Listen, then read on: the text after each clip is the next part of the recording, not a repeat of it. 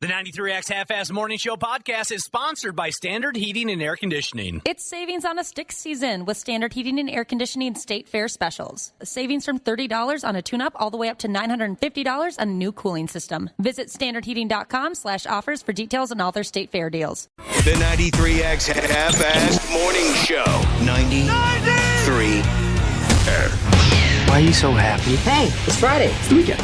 Actually, a 3-day weekend. Labor Day weekend. Backyard barbecue. You're drinking beer? Party, party, party. Happy Labor Day! Ladies and gentlemen, Happy Labor Day, everybody. the weekend. There you go. Welcome to the 93X Half-Ass Morning Show. We're just hours away from Labor Day weekend, so if your schedule allows you to have some time to yourself this Labor Day weekend, have fun, drive carefully, don't drink and drive, stay hydrated. Oh, man, stay hydrated. It's going to be hot. What other slogans can I throw out? Don't hate the player, hate the game. Keep it real, let her buck. If you can read this, the bitch fell off. I'm trying to come up with all the slogans. Have a great Labor Day weekend if you've got that kind of setup coming your way. Now, Josh, you had mentioned you were going to the State Fair on Sunday. Is that still the plan with the highs of 101 degrees? No, it is not the plan. I was going to say there's no way I can't handle that type of heat. I can't be outside in that. No. But some other things came up, so we're not able to do that. All right, well, I'm glad for your safety. Thank you very much. Because I was concerned. I was like, I really hope he's not going to try to power through this thing. Well, we were going to double it up. The plan was, it's the young people. You know, they've got all this energy. They want to do this stuff. They wanted to go to Canterbury. The young people. And who wanted to go to Canterbury? The young people? Yeah. On Sunday? On Sunday. And then you go over And then we go over to the State Fair. Yeah. That's more activities than I like in a month. Yeah, I don't like to do that. I mean, that's 2 weekends worth of stuff all in one day. But unfortunately, or fortunately, I guess, depending on how you look at it, we can't make it. We're also only hours away from Ashley having a public showdown with her coulrophobia or her fear of clowns. If you're heading off to the State Fair today, swing by our silly little broadcast booth between 10 and noon.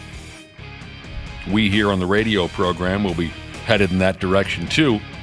So we'd love to see you or meet you, and thank you for listening to our program. I will be attempting to guilt trip people into buying something. Buying something from our merchandise booth, that's my thing. And if you walk up on our booth and see effing folks wearing clown makeup everywhere, we are not in danger. It's just a little silliness. Ashley, who has been terrified of clowns her whole life, has agreed to become one today out at the State Fair. I'm proud of you. I was saying it yesterday, and I hope that means something to you. Thank you, it does. Honestly, because, you know, this is something you are terrified of. Legitimately, we've seen it before. Yep, absolutely terrified. So we'll see how it goes. And you're willing to do that. Yeah. And there's still some people that are willing to show up and not buy a shirt, Nick said. Wow. Messed up. I do like the people that have texted and said, hey, I stopped by the booth. You guys weren't there, obviously, but I still played by the rules and I bought something. Well, and there you go. It's the right thing to do. To show up and not buy something is disrespectful. But anyway, we will have a professional on site to paint Ashley up as a clown. The clowns from the Haunted Mansion right there at the State Fair on Judson and Underwood Streets are going to stop by. And our whole gimmick out there at the booth with the black box that rocks and the merch and the this and that, new 93X gear. Apparently we reordered many of the most popular T-shirts and sizes and whatnot. We're going to be fully stocked for the rest of the weekend. The whole schmear is brought to you by One Nation Exteriors. So, again, if you have the time, if you're headed in that direction, come out and say hello. And also you can see this clown disaster play itself out. You know, you might look even scarier today, depending on how hot it gets when we get there. Yeah, I was thinking of the same thing. The makeup is dripping down. You're going to look like the Joker. I do have some, makeup wipes for emergencies, too. How long do you think you'll leave it on? I mean, when we're leaving, are you going to immediately wipe it off? Or Probably, you just, yeah. Really? Yep. I have to come back here and do some stuff, so I don't really want it to be like just walk in the building with it all over my face. Oh, I think it'd be great. I agree with Waffle. Yeah. I think that'd be awesome. Just keep it on all day? But what if your boyfriend's like, you know what? I can't climax unless you keep that on. You have to put that on every time. No, I say keep the makeup on because maybe you can be one of these hilarious folks who gets into a car wreck in that get-up, and then there you are on the side of the road having a conversation with a police officer, and you're in full clown makeup. I should run to the store afterwards and grab something. I was Have gonna some say, fun you with just that. like sweating and like stumbling like barefoot and like you're like, oh, I need help.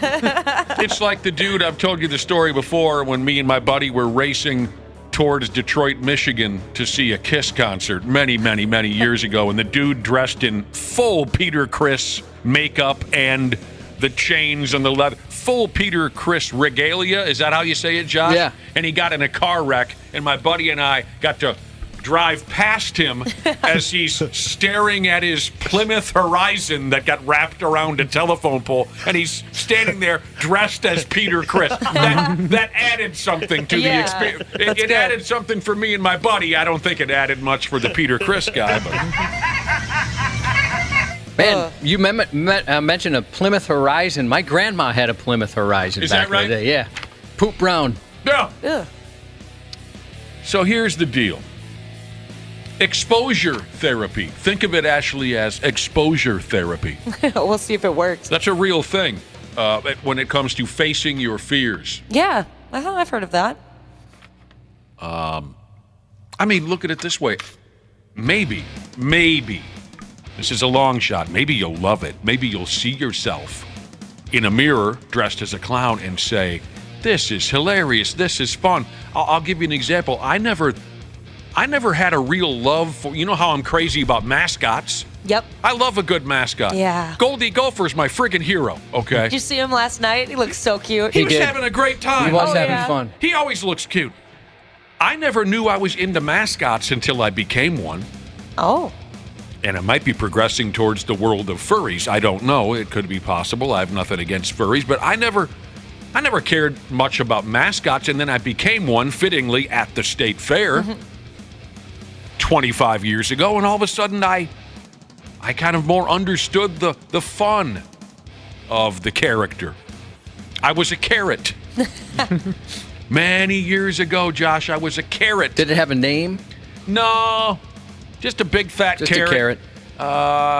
What was the occasion?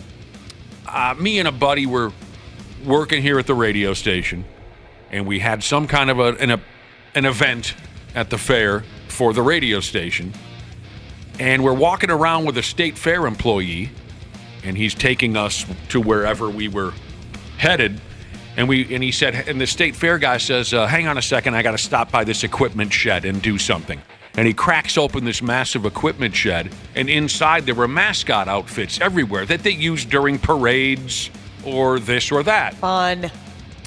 And the two that looked most interesting to me and my ex-radio buddy was a giant carrot, and I think it was a giant stalk of broccoli. Must have been a healthy food parade at the fair. Like, hey, kids, don't just eat the cookies. Come over and have a vegetable. So we asked the guy, we said, hey, dude, we got an hour and a half to kill. Do you mind if we climb into these stupid vegetable mascot outfits and walk around the fair for a while? And he said, no, go ahead.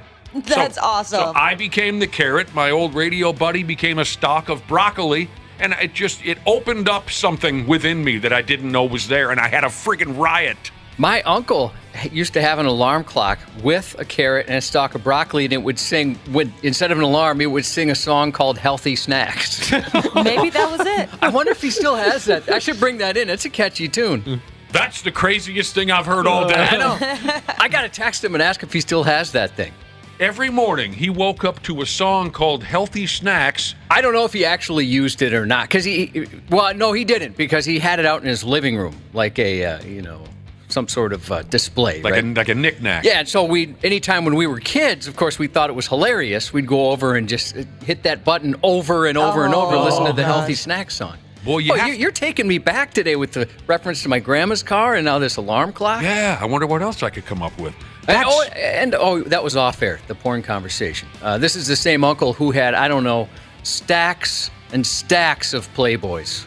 Like, I would say, 2.5, 3 feet tall. It lined a whole wall in his bedroom. Josh and I were having a off-air conversation. He's not kidding about porn. Yeah, but, it doesn't surprise me. I mean, take a wild guess who brought it up. Josh.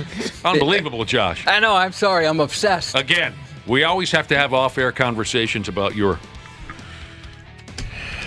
porn habits. Ginger Lickin' Good Jesus said the carrot's name was Rob Schneider. I thought Rob Schneider was also a stapler. He was. He's a very versatile actor. I have to know the background.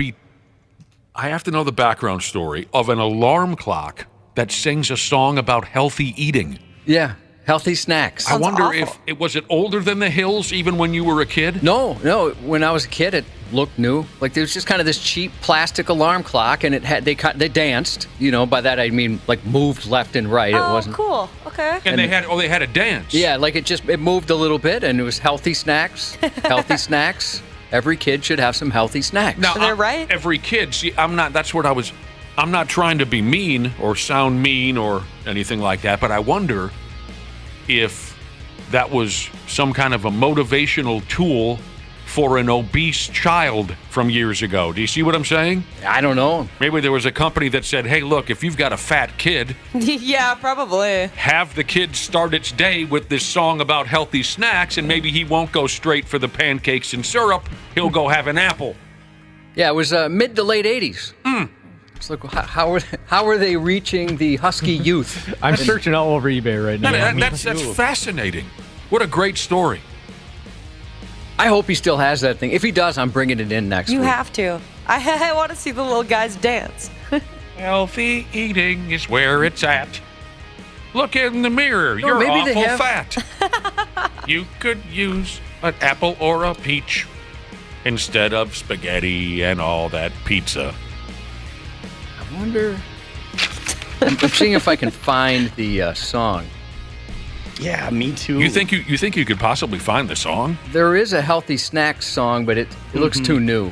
That is unbelievable. Yeah, here's the deal.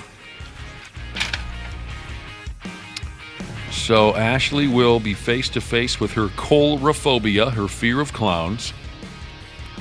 A lot of folks are scared of clowns. 53.5% of us say that we're scared of clowns at least to some degree. You hear it a lot. You do hear it quite a bit. 5% say they are extremely afraid. You're in that 5%, Ashley. I definitely am.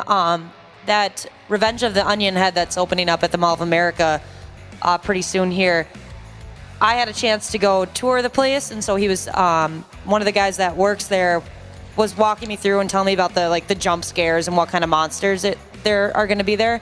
And I was like, are there going to be any clowns? That's all I need to know. And he said no. So, oh, really? Okay. Yeah, so I was like, awesome, you've got my business. That's all I needed to hear, because everything else, I love scary stuff, but no clowns. I'm buying tickets today, actually. I was looking yesterday on their website, and it says on there, if you're too scared when you get there, no refunds. Cold, love it. So I wonder how often that happens. Well, it's happening enough that they got to put a disclaimer. I guess, and you can even buy insurance for it. No way. Yeah. They do have a really cool hangout spot you can chill beforehand. So even if you were too scared to go through, it'd probably be a cool place to hang out. Yeah, we're definitely going. I'm buying tickets today. It's going to be awesome. I'm going to go when Ashley goes. I'm going to dress as a clown. Since there's not going to be any clowns there, I'm going to show up in a full clown costume. Oh, that'd be so scary. And I'll be in the group ahead of you, and then I'll kind of hold back and wait until... Well, but maybe by then she'll have conquered her fears. True. That's a good point. All right, so 5% of folks are extremely afraid of clowns. And I know what you're probably saying, especially if you listened to yesterday's show. You're saying, isn't Wapple the guy to ask about percentages? And the answer is yes. And maybe some of you are saying, well, 5%, that's not that. Look at it this way. The 5% of people who are extremely afraid of clowns is higher than, say, those who have a fear of animals. Well, I should say this. Those who would say they're extremely afraid of animals, only 3.8% of people say they're extremely afraid of animals. Do you see what I'm saying? So Yeah. the number of people who are extremely afraid of clowns is higher than the number of people that are afraid of animals, that are afraid of blood. Yeah, that one's surprising to me. I know plenty of people who can't stand the sight of blood. Oh, yeah. I don't mind the sight of blood, but I can't handle it physically.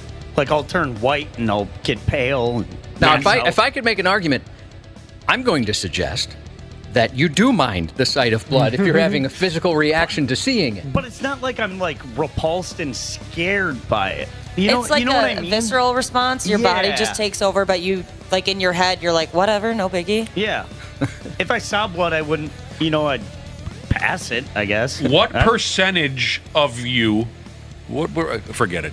I'm not scared of blood, but I wet my pants every time I see it. It's interesting how he breaks things down, isn't it, Josh? It's interesting. Only 3% of folks are extremely afraid of blood. By the way, that's how they lured the bear in the movie The Edge, isn't it, Josh? It is. Blood! Blood! Charles. Only 2.8% of us have an extreme fear of heights. Only 2.3% of us have an extreme fear of, this is an interesting one, weather events. Oh, I used to be absolutely terrified of weather events. Same here. I would hyperventilate so much that I would throw up. Tornado warnings and such. Yup, and They would send you running. Dana, you would go running? You'd throw up, really? yeah, it Jesus. was really, really bad. My mom worked, still does, worked at FedEx Ground at the time, and they have radars there, to monitor the truck drivers and all that. And she would have to call me during, like, a storm and try to calm me down, like, I have an advanced radar, don't worry. Never worked. I know a couple of young people where, by God, they are petrified when the tornado sirens, when the television tells you there's a severe thunderstorm warning, it's headed for your neighborhood, they just come uncorked. Dana, you were the same way? I was the same way as a kid. I've kicked it now, and now I really enjoy storms. Same here. I It's weird. absolutely love storms. But as a kid, I mean, you could be like a little piece of Dakota County could be in a severe thunderstorm watch, and I'd be like, well, should we go down the basement? Is it time? Should we go down? Should we go down? So true, dude. Were your parents like that? No. So, I've mentioned this before. My mom, she's got a couple, actually, of fears on this list, and one of them being storms. And I never really was, but my mom was in a tornado did take out part of her town when she was a little girl. So, I mean, it's That makes understandable. sense. And so she, when I would have friends over, she wouldn't let them leave if there was a watch, right? Oh. Even a tornado, or even just like some sort of thunderstorm watch. She wouldn't even let them leave. And it was so embarrassing, especially when I was a teenager. And if I'd have older kids over, if I was in a band with them or something like that, and they'd have to stay, that doesn't help your reputation very much. She's like handing out flashlights and Josh's candles. mom wouldn't let me leave their house because there was a chance of rain. That's hilarious. So still to this day, when the storm warnings kick in, does she give you a call, find out where you're at, things like that? This is huge for her. She's terrified of storms. One time, like third or fourth grade, it was raining, and I woke up and I went down and turned the TV on. I saw that we were in a flash flood warning. And I went up and woke up my dad in the middle of the night. I'm like, Dad, we're in a flash flood warning. And he goes, well, if my bed starts floating away, come wake me up again. I was like, he's like, go back to bed. So, more people are extremely afraid of clowns than you'd think if you compare them to people who are extremely afraid of other things. Okay, we covered weather events. Oh, I have to tell the story about one of my best buddies growing up. He was very afraid of tornadoes. The tornado siren would send him into a panic. Did he have a bad experience, or he just was? No, I don't know where it came from, but he embarrassed the living hell out of himself at a youth baseball game. I don't know, we were third or fourth grade kids playing baseball, and he was the catcher, and there he is behind the plate with all his catcher gear on, and you could see there was something rolling into town that was pretty bad. Off in the distance you could see something was coming, and but we were still playing baseball. The umpire wasn't going to call the game until he had to, and there's my pal behind the plate with his third grade catcher gear on, and the tornado sirens kicked in, and he didn't wait for jack squat. He starts tossing off his, what do you call it, his catcher's gear, Off goes the mask. Off goes the shin guards, the chest protector. Come on, everybody! We gotta go! It's a tornado! He goes running for his dad's vehicle. His dad was the coach. His dad's like, get your ass back here. Everyone's still on the ball field going, well, yeah, we hear the siren, but we're going to play ball. He's in the backseat of his dad's car going, Dad! Get in the... We've told this story before, but a former coworker of ours, he woke up with only the front door of his house left, and it was on top of him back in the day when a tornado took out his house. Oh, really? I never heard of this. Well, it actually kind of worked out for him because this must have been mid-2000s, and he was underwater in his house. I mean, no pun intended. And he was getting ready to sell. He's there with a buddy, fixing it up. So luckily, it was just him and his friend that were there. The family had moved out. They were trying to figure something out. Were they not fixing it up in order to sell it? Correct. Yeah. And so they're getting it ready, and then this tornado comes through, and it destroyed his house. And like I said, he said, I woke up to the point where he was interviewed on the news. Oh, wow. He and his buddy were lucky they weren't killed. Yeah, they were fine, completely fine. But all that was left was this front door, basically, that he was underneath. But so it worked out for him because he's like, the insurance money kicked in, and now I have a beautiful house that I can afford. Oh, nice. He's got a brand new house. 2.2% of us have an extreme fear of closed spaces. That's the other one that gets my mom. She's very claustrophobic. I don't like being, I guess small spaces don't bother me. Like if I went into if I could fit into a locker, that wouldn't bother me. But when people squeeze me, I've learned that many, many times. I'm sorry, Josh. That's okay. When people squeeze me for too long, or like a group hug. That or if somebody lays on top of me for too long and I feel constricted if I can't move, it freaks me out. Well, you guys know, sometimes in relationships, people are just weird. Someone lays on top of you for too long. Before, laid on me, and I'm like, move, dude. Hey, dude, finish, okay? I'm claustrophobic. No, not I've got a slight case of claustrophobic, and you've been on top of me for how long now? But yeah, it just I will freak out. Could you do a CAT scan if you needed to? Would you be okay there, going in that tube? Yeah, I'd probably be okay. Maybe, right? Maybe not. I don't know. Let's do a group hug at the fair today and see how long you can handle it. Oh, no. Actually, right in the middle. With the clowns.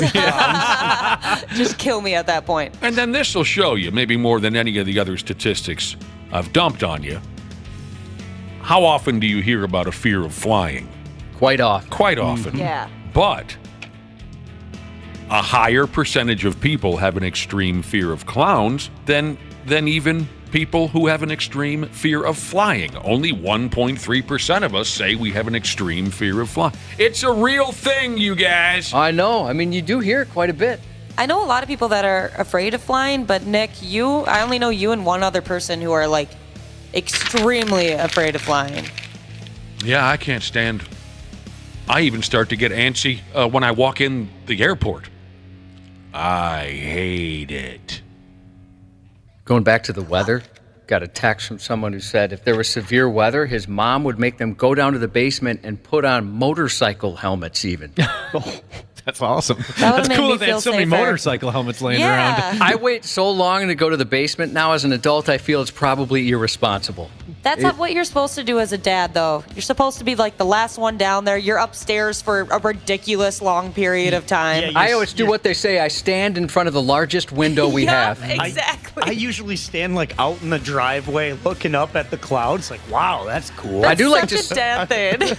I do like just standing in the garage, and watch it coming. Oh, that's funny. You're bringing me back to my childhood. I'll tell the other ones to go down if it's terrible, but yeah, I kind of want to see it. Normal dads would have a beer. Josh has a root beer. A diet root beer, but yes. There are, in my opinion, there are no two people on planet Earth more oblivious to severe weather than my parents. They have absolutely zero reaction to anything that's going on around them when it comes to severe weather. It can be just black as night at noon, wind raging, sirens blaring, lightning bolts, and they just do not have any interest in such things. And a couple of my nieces and nephews are quite phobic, if that's the word, about severe weather. And so when they're at my folks' place and all hell breaks loose, we're going to go run down into the basement, Grandma and Grandpa, and they just, for what? My dad will be like, why? Well, look out the window, you dumb bastard. I don't know what it is about. Maybe they want to be swallowed up by some horrible, they do not react in any way, shape, or form. Coffee Needed Jesus said her mom lives in Oklahoma, watches the weather from Minnesota to let her know if there's going to be bad weather coming. And by bad weather, she said, it could be a heavy rainstorm. That's so cute. Oklahoma, actually. they get some weather there. They do. All right, there you go. We got to get going again here with the program, the Friday edition of the Half-Assed Morning Show. A little bit later, Randy Shaver and Brad Ryder will jump in on the mix. And this won't be the last heads up we give you, but just in case you're headed towards the State Fair today and you want to say hello. Please do. Yes, please do. We'll be there from 10 to noon. Swing in, buy something, see Ashley and all the rest of the clowns. You know where we're going with this. We got to take a break. Be right back on the Half-Assed Morning Show. There's a douchiness to them. The 93X Half-Assed Morning Show. Hey, Minnesota. CJ Ham here. Huddle up for a second. You need someone to go the extra yard when your furnace or AC is out? Give the ball to the certified pros at Standard Heating and Air Conditioning. They've been at it for 90 years. Ready? Break. It's savings on a stick season with Standard Heating and Air Conditioning State Fair specials. Deals on deals on deals. Savings from $30 on a tune-up all the way up to $950 on a new cooling system. Visit standardheating.com/offers for details on all their State Fair deals. Standard Heating, providing the comfort you deserve since 1930. Stupid news on the Half-Assed Morning Show. That's just so much blood, Josh. Oh, we're going to need more than one towel. That's a lot of blood. Calm down, Ashley. She's got a thing for blood, she's told us. How much blood? Does anyone have any extra toilet paper? Yeah, I got some. All right. That's a lot of blood. All right, here we go. Stupid news. Oh, before we get to the stupid news, got a text message from a listener. Says, you guys are really pushing the merch at the fair. Are your salaries based on how much you sell? Well, for me, the answer is yes. So buy something. That way, I can afford to take your mother out for a nice dinner. Oh. If you swing by our booth at the fair, buy something or leave. Speaking of the fair, we got the Ashley Clown thing happening today. We've been talking up and down about that. If you're going to go to the fair today, come by our silly little broadcast booth between 10 and noon if you want to see it all come about. Clown penis. Yesterday, we had a conversation about the supposed latest, most popular sexual fetish, and that's feet. Everyone's licking toenails and dumping foot jobs on each other. Forget feet. I've got a guy for you here where clowns are his fetish, apparently. No. It's the story of a former college professor who harassed his students to quench his clown lust. Now, this is the longest story in the history of the internet. Did you notice that yesterday, Josh? Yeah. The longest story. I've tried to cut her down as best I can. Joseph Takish is this fellow's name. A former geography professor. He didn't hide his clown fetish. He sometimes even recruited students to put on clown makeup for him, I guess, because it gave him a boner. Okay. That class is cultural geography. And that's an assignment in one of my classes where they actually come up with their own face paint and makeup design inspired by a culture and they implement it. I mean, it's a requirement for the class. That's him talking? Mm-hmm. Was he attempting to explain himself? Yeah, he was talking to a reporter for the student newspaper. He'd offer students extra credit to put clown makeup on in front of him, or he'd straight up pay them to paint their faces. He wrote about it on stupid social media. Once he even wrote, I have a face paint fetish and convinced the cute girls in my classes to let me paint their faces. Okay, weirdo. And nobody seemed to notice or care what he was doing until a student journalist busted him by writing his story on his wacky ass in the school paper. and then he resigned. Over the years, 2 students reported him to campus police. Others complained online. He got squirrely at times and harassed a female student or 2 until they had to call the cops. He sent them bizarre text messages. Here's one example of that. One of these female students that turned him down, he said, come over to the geography lab or whatever the hell he did for a living and paint your face for me. And she said, no. And he said, well, you got to come and paint your face. And she said, no.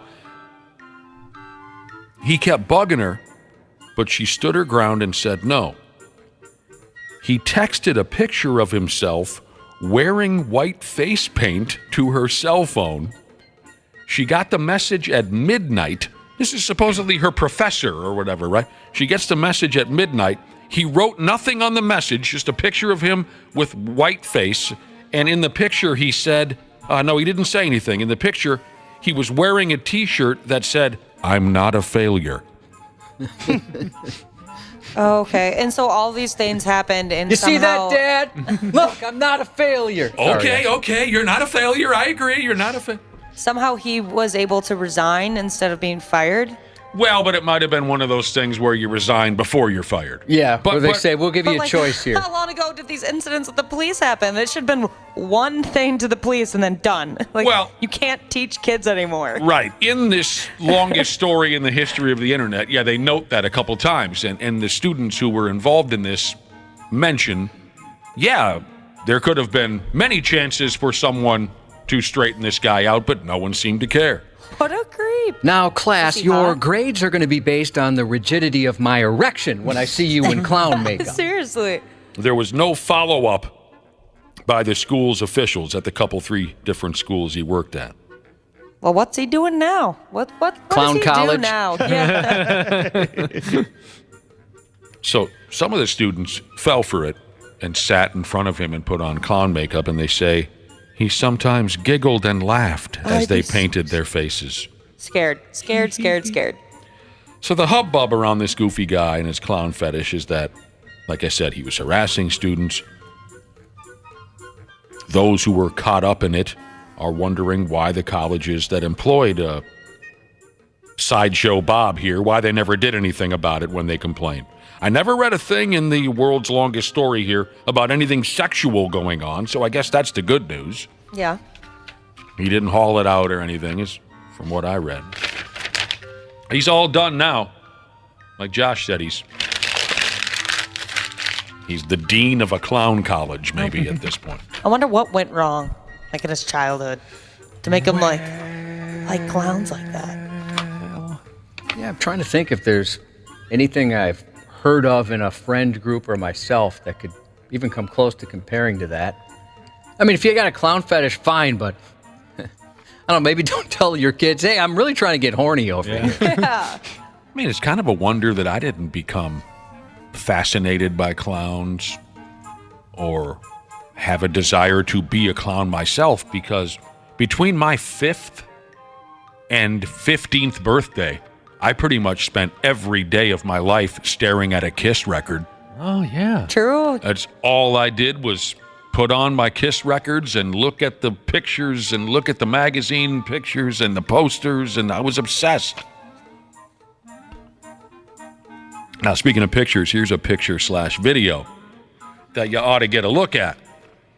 Some dude there in Nebraska was pulled over for driving down a highway in a compact car with a massive live longhorn bull sitting in the passenger seat. Now, first off, I'm not usually too picky about things like this, but a Ford effing Crown Victoria is not a compact car. I don't know why they included that. It's a Crown Vic. The officers received a call reference a car driving into town that had a cow in it. They thought that it was going to be, like a calf, something smaller, something that actually fit inside the vehicle. The officer performed a traffic stop and addressed some traffic violations that were occurring. Well, this big fat ass bull certainly makes this guy's Crown Vic look small. It's a 1,600-pound animal. Cops in a town called Norfolk, Nebraska, like the cop was saying there, they got a call 10 a.m. Wednesday about a man driving down a highway with a cow riding shotgun. As you heard the cop say, they thought it would be a calf, but that wasn't the case. This was a biggin. Oh, yeah. Bigger than the car, almost. It's a retired police vehicle. Yeah, my buddy had one. You're not sure what a Crown Vic is. My buddy had one in high school. Nick's right. We could pile a lot of humans in that car. Hell yeah. We could pile a lot of people in that backseat. It's like my old Pontiac Bonneville, man. That's why we called it the big comfy couch car. It's like sitting on a couch. Once the cops got the guy pulled over, and they saw this massive effing bull. I mean, what's the span on the horns of this bull? Oh, geez. 15 feet? I don't know if it's that big, but... From one tip of the horn to the other tip of the horn? It's wider than my arm. What's the word when I do? Your wingspan. My wingspan, it's wider than that. Yeah, so longer than probably 6 feet. Gotta be double my wingspan. I've seen a couple of those bastards in person. Longhorn bulls. Unbelievable. So large. All right. It was a Watusi bull, to be exact. Some of you out there might know exactly what I'm talking about. A Watusi bull. The cops found out that the bull was named Howdy Doody. It's awesome. Yeah, not mad about that. The dude behind the wheel, an older cat by the name of Lee Meyer. He had modified his car. He more or less gutted the passenger side interior to make room for Howdy Doody. There was a cage welded into that side of the vehicle in order to tie the bull's head and neck to the cage to keep Howdy Doody from jumping out the damn. Half the roof and windshield were gone on the passenger side. And I'll tell you this much, from looking at the pictures, old Lee Meyer should have made a little more room for Howdy Doody to make all of his bull diarrhea. Because although most of the passenger side was gutted, a lot of the number twos that Howdy Doody was unloading along the way during this car ride were falling right back into the motor vehicle. Oh, I bet. I looked it up, and it says that usually with the Watusi bulls, it's about 8 feet from tip to tip. It does. It sure looks bigger than that. By damn.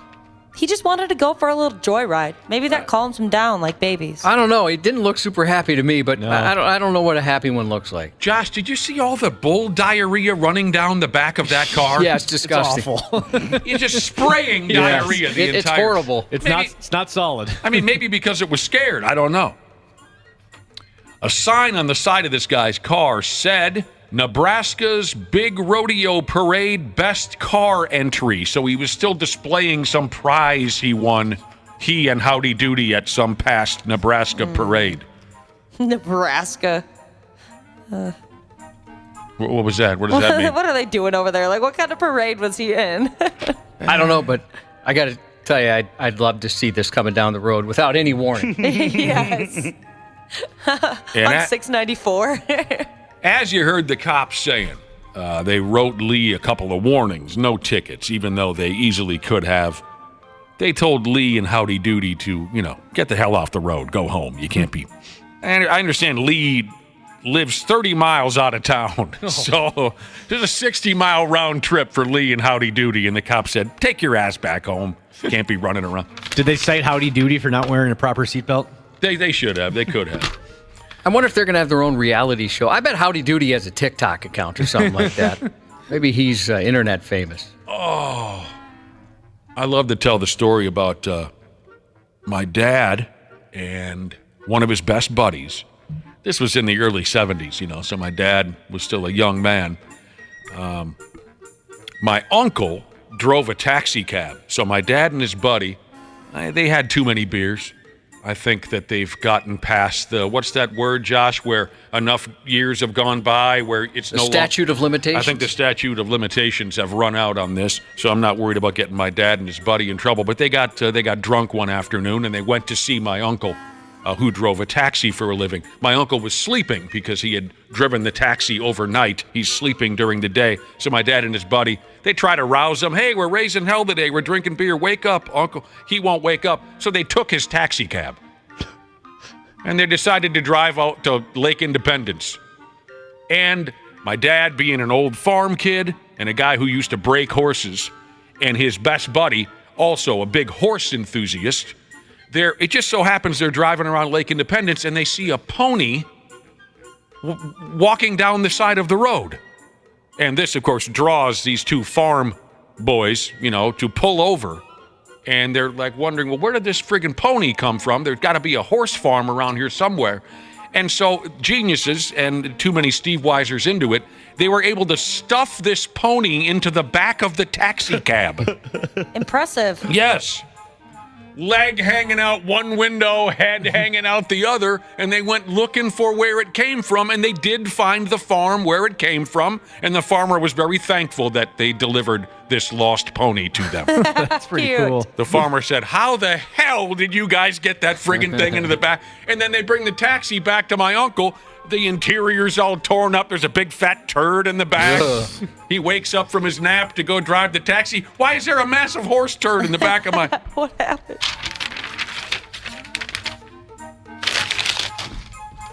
More adventures here involving animals accompanying their owners in a moving motor vehicle. Oh, I'm not sure where this happened, and it really doesn't matter. A driver was stopped by the cops after they spotted this effing guy behind the wheel with an African gray parrot on his shoulder. I think it's New Zealand is where this comes out of. I hear you. So you can't do that? At least not in New Zealand? It says here that animals should be in suitable carriers or restraints. The driver got a ticket with his little parrot sitting on his shoulder as they're going down the roadway. This was many years ago, so maybe the rules have changed. But I remember asking one of our state trooper guests about this, or somebody asked, and they'd said as long as it's not distracting, it's okay. Because maybe it was a text coming in about, can you have your dog on your lap, something like that. You're exactly right. And I remember him saying, as long as it's not affecting you driving, you should be okay. It's up to the cops to determine if it's affecting your driving. You're exactly right, Josh. Because when I had my old Dachshund, Ozman, 19 years I had that peckerhead. When we would drive somewheres in my motor vehicle, if I was the one driving and not Ozzy, he would sit on my lap. He would sit on my lap, and he never bothered me much. He just liked to sit there and kind of have his nose up against the window. I see it a lot. I see people a lot with those little, with smaller dogs. You'll have them right on the friggin' lap. Yeah, we go everywhere with our dogs. We bring them pretty much anywhere.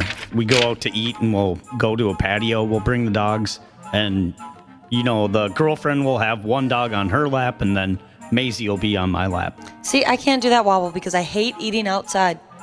I absolutely hate it. I wish I could bring my dogs everywhere. I see everyone with their cute dogs, and I'm like, nope, couldn't be me. Now, why do you feel, Wapple, like, why are you comfortable to drop the name of one dog but not another? Oh, I don't know.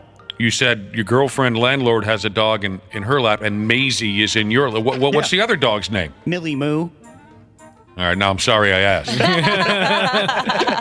And you can do that at a patio, at a restaurant? Yeah. Some joints do. Yeah, they accept them. Oh, I didn't think that was allowed. Yeah, especially where Wapple lives in Woodbury. They love their dogs over there. Yeah, and then we'll go down to Invergrove Heights, and a lot of those bars will let them. We like King of Diamonds? Oh, that'd be awesome. No, you can't bring dogs. He goes everywhere with his dogs. Everywhere. Yeah, we'll call the restaurants ahead of time and be like, hey, is your patio pet friendly? That's genius that you call them ahead of time. Absolute genius. Thank you. Hey, you know what? Thanks, Nick. I mean, how it goes. Like, I'll get in the car, and then she'll get in the car, and then one dog will jump on my lap, one dog will jump on the other lap. We put the seatbelts on. We turn the car over. We put it in drive. We drive on the road. Sometimes we take rights, lefts. We stop at stop signs. Mm-hmm. Sometimes we merge into traffic. Now, don't be silly. Maisie can't jump up. She has to get helped up into the car. Oh, Maisie does? Well, what's the other one again? Millie Moo. Maisie and Millie Moo. Yeah, Maisie May. The cops got fresh on social media with this story of the African gray parrot on the guy's shoulder while he's driving. This is what the cops said. Not sure whether we should use the term driver or pirate for this post. La da da da da da da. The funny cop social media gimmick. The funny cop social media gimmick. It's all the rage, just like scoreboard jokes. I do like the scoreboard jokes and the cops' social media gimmicks. We got some good ones here. African gray parrots, can they talk and curse and smoke cigarettes and all the things that I would personally require a parrot to do? I don't know. I'm going to look that up. Can they talk? They're among the Smoke best cigarettes. They be talking. Oh my gosh, there's so many videos of them with like little mics to their mouth. Stop it. What? Someone has them mic'd up? Yeah. Oh, that's cute. Well, I'm gonna get send us you some audio, videos. for God's sake. If we got a mic'd up parrot. Yeah, can you yeah, I'll send it to you. Now, do we know if this is a swearing parrot? Because that could determine when we come back to work. We do not know. Let me watch. We do not know. I mean, we're due back to work on Monday, so there better not be any foul. Wednesday. Wednesday. I mean, you can come back Monday. I will. Okay. Fart in your office. I have an office? Yeah, sorry. Yeah, congratulations. In lieu of a raise, you've been given an office. Now, here's a guy who thought he was, quote, tripping balls. He was not. Luckily, his balls were actually quite steady on their feet. They weren't tripping or stumbling or anything like that. A dude woke up to the sound of a cockroach playing his acoustic guitar. Holy f***, I thought I was tripping balls. What the f***? I told you he thought he was tripping balls. And you heard the little twingy-twangy of his guitar? Yeah, that was good. That was a cockroach. There's a video of this making its rounds right now. The cockroach was just doing whatever a cockroach does, and it just happened to make its way across the strings on this fella's guitar. It woke him smooth up. Dude posted, he said, I woke up to the sound of my guitar being played and saw this. And there was a picture of the cockroach. Now I'm wondering, Josh, do cockroaches prefer acoustic over electric? I don't know. He could jump in the hole of an acoustic if you want. Maybe that's where he lives. Do they prefer the video's more? on 93x.com. I wonder if cockroaches prefer more of a James Taylor, Jewel type of a vibe over... Or maybe they like rock, but they prefer the unplugged versions. Check that video out if you like. At first, I thought he was just scurrying, trying to get away, but after a while, I realized, no, he's trying to play a tune. Yeah, they should start a band together. Maybe he likes the vibration. Could be. And it's funny because you can tell this dude legitimately had just woken up by the sound of his voice. Thought I was tripping balls. That freaked me out. Oh. I'd try to talk to it.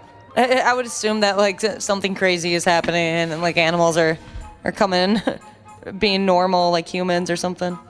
I think I'd move. Say what? I would never play that guitar I was again. gonna say come to life, but they're already alive, so I couldn't think of a way to put it. Like they're starting to talk or something. Like I can communicate with animals. Interesting. They've become sentient. Yeah. I doubt any of us have seen this effing thing in person or even heard of it. I don't know if any of us have even heard of this. I hadn't. It's one of the world's most powerful water fountains called the Jet d'Eau. It's French, I guess. I'm going to call it the Jet d'Eau, okay? It's in Switzerland. The Jet d'Eau. It's a tourist attraction over there, and I can see why. It's pretty cool. This effing massive water fountain.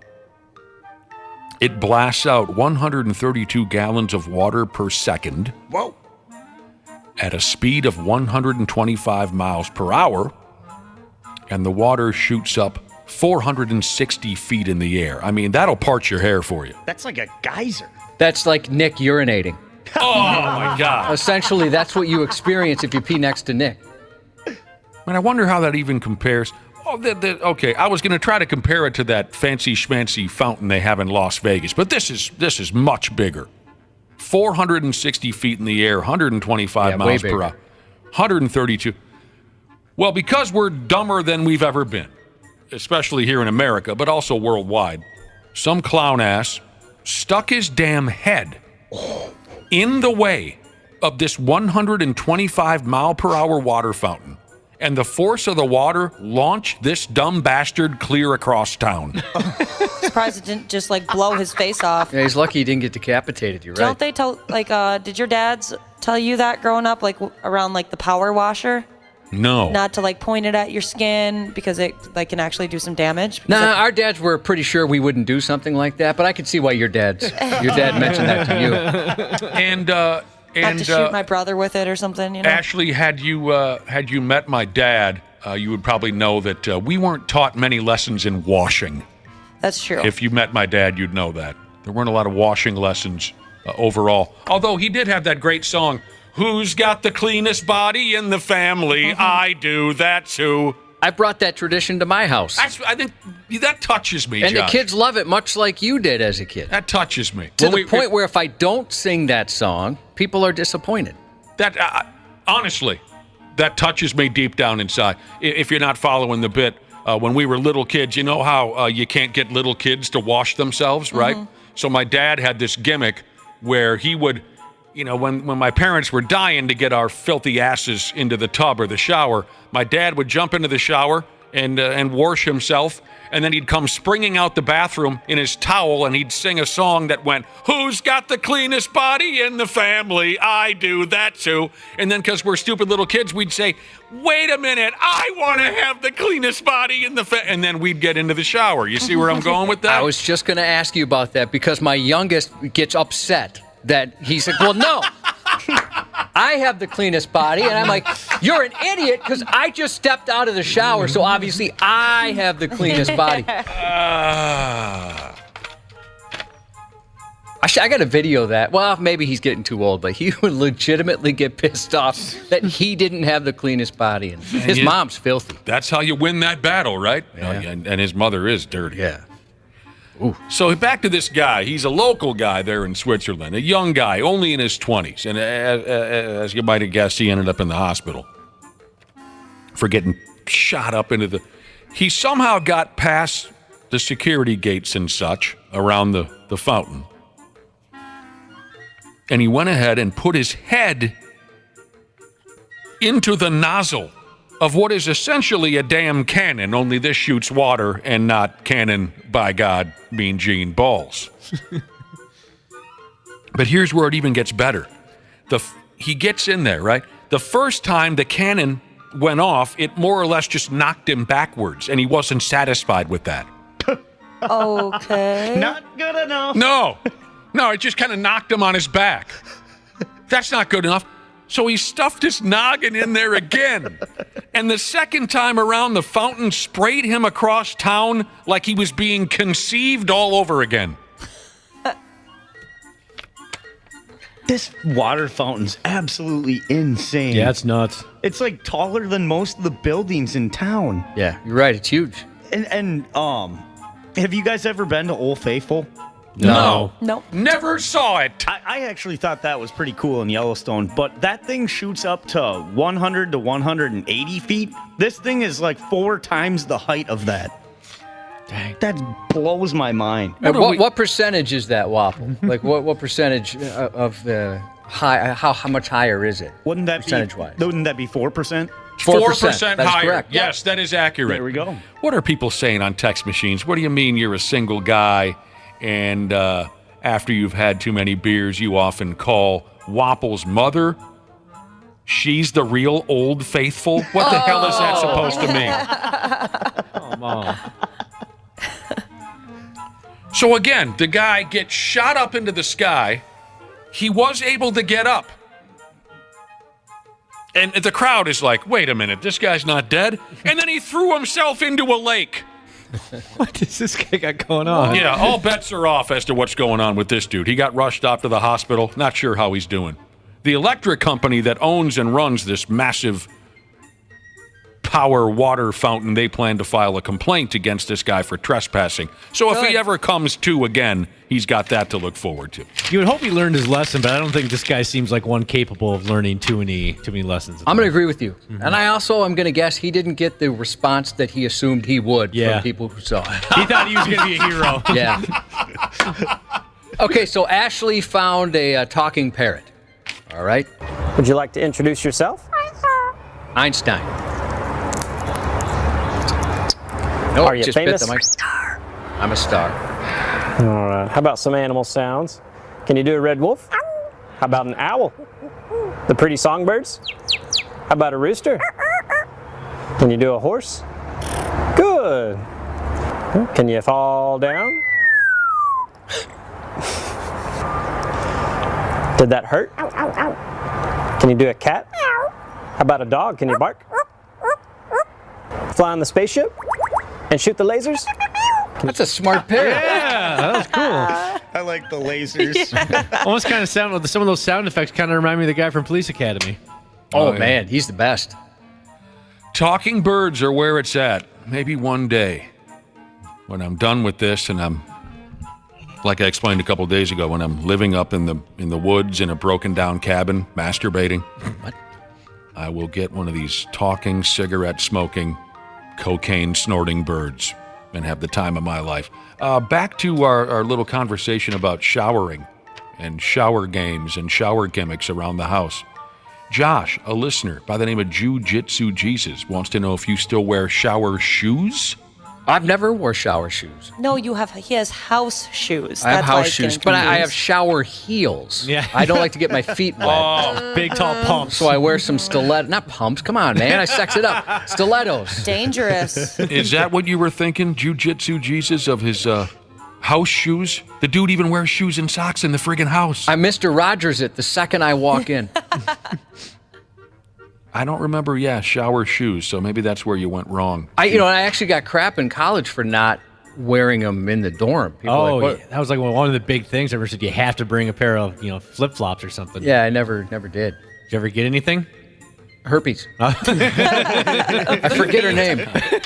Her last name was Wessel. Was it Sue? I can't remember her first name. You've had so many lovers, they all kind of blend together. Finally, here's this derelict. Prick bastard. 35-year-old guy in Missouri got arrested. Arrested isn't a word. A 35-year-old guy. Maybe that's how they say it in Missouri. I was going to say, depending on the part of the country. Some bitch got arrested. A 35-year-old guy in Missouri got arrested after whipping out his sausage in the breakfast area at a hotel. His name is hilarious. Kenny Johnson. Yeah, it's kind of perfect. Saturday, he approached a woman there in line for breakfast at the hotel. He unzipped his shorts and he hauled out his penis. Kenny Johnson did. That's not right. No, it is not. That's like my favorite thing at hotels. Penis? Penis exposure? No, the continental breakfast. Oh, the continental breakfast. Gosh, you're all excited. I'm trying to eat my Cheerios. Next thing you know, there's a wang over there. Why would you do Cheerios over Frosted Flakes? Nothing wrong with Cheerios, but just out of curiosity. Oh, I'm not a huge Frosted Flakes girl. Fruit Loops? Oh, I'm sorry. What's your favorite thing when you go? I'm sorry, I wasn't calling you Fruit Loops. I was asking you about Fruit Loops. Nope, not a huge fan either. Really? Huh. Wow. What's your favorite thing when you stay at a hotel? Well, mine would be the continental breakfast. What about you? Random penis exposure? He showed his dong to this lady. She told the front desk. They called the cops. The hotel says there's security footage of the hog out. According to police, he's from the next town over, so it's not clear if he was staying there or just swinging by to show strangers his penis. He's facing up to a year in prison. Well, he should. That could ruin an appetite. Yeah? Mm-hmm. Not right. Or it might make some people more hungry. I don't know. Could ruin an appetite, he says. Sports on the 93X Half-Assed Morning Show. I took one from a janitor one time at Green Bay. I mean, No, wait, you got to tell me this. Well, no, we had a janitor. It was a mom and pop group that cleaned our facility forever, and then they worked game day. And this guy kept telling me he was the owner of the company, the father of the family, and he goes, "I've got this play for you." And he kept telling me this over and over. Finally, I said, "Okay, here's a card. Draw up the play." And he drew up the play. I go, "That's pretty good." We called the play just before halftime, and it scored. And he starts hitting his wife, and he's going, "That's my play. That's my play." And she's going, "Yeah, right. Yeah, sure it is." Old Andy Reid there, head coach of the Kansas City Chiefs, talking about back when he was an assistant coach for the godforsaken Green Bay Packers. There was a janitor at overrated Lambeau Field who drew up a play for him, and the sumbitch used it in the game, and it produced a touchdown. That's so awesome. That would be so cool. Uh-huh. But you're type right. stuff. Nobody would believe that you wrote up that play. No. I mean, what the hell? Give a guy a shot at drawing up a play for you.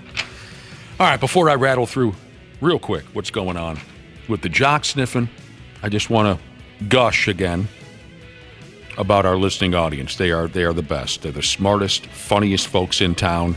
I mean, no wonder we get along so well. I'm smart and funny. You guys are smart and funny. I wonder what it's like for other morning shows in town with all those idiots listening to their shows. I bet that sucks. So informative and interesting, and here's proof right here. We were talking about this goofy bastard in Nebraska who's driving around town with a massive bull in the passenger seat, which was kind of cute. But the bull was just raining diarrhea all over the car. It was ugly. It was ugly. It was an ugly scene, wasn't it, Josh? Yeah, it was pretty gross. Green diarrhea all over the...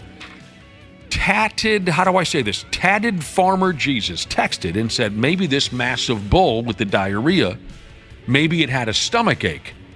Tatted Farmer Jesus says, growing up, if a cow had a stomach ache, we would load it up into a trailer and take it down the bumpiest road we could find. And the bumps would rattle his guts loose. Pa-boom! He'd spray it all out, and the cow would feel better again. Wow. That's okay. It's the kind of stuff I'm talking about. You don't learn this kind of stuff listening to, I don't even know, K-Twin. Is that a radio station? Not anymore. Okay. It's been a while. Wasn't that a hell of a last few minutes in the Golden Gopher football game last night? That was a fun game. That was a great comeback win. What a hell of a good time. Nailing a 47-yard field goal as time expires, and they come back to beat Nebraska 13-10. It was very exciting. Very exciting. We can get into all the details on the game, but that was great. Sold-out crowd. I mean, it wasn't the prettiest football game of all time, but those last 5-6 minutes with the fumble and the interception, and they come down, and the young kid, Kaliak Manis, he's throwing it this way. He's throwing it that way. The catch with the toe drag. Yeah, that was incredible. Give me an effing break. There are people already saying that's the catch of the year. Forget about the rest of the friggin' ball games. That's the catch of the year. Well, again, we'll give you, if you don't know what we're talking about, we'll get into it. Twins-Rangers series starts tonight. We'll talk about that, too. Josh's news is coming up. There's a douchiness to them. The 93X Half-Assed Morning Show. Hey, Minnesota. CJ Ham here. Huddle up for a second. You need someone to go the extra yard when your furnace or AC is out? Give the ball to the certified pros at Standard Heating and Air Conditioning. They've been at it for 90 years. Ready? Break. It's savings on a stick season with Standard Heating and Air Conditioning State Fair specials. Deals on deals on deals. Savings from $30 on a tune-up all the way up to $950 on a new cooling system. Visit standardheating.com/offers for details on all their State Fair deals. Standard Heating, providing the comfort you deserve since 1930. Half-Assed Morning Show.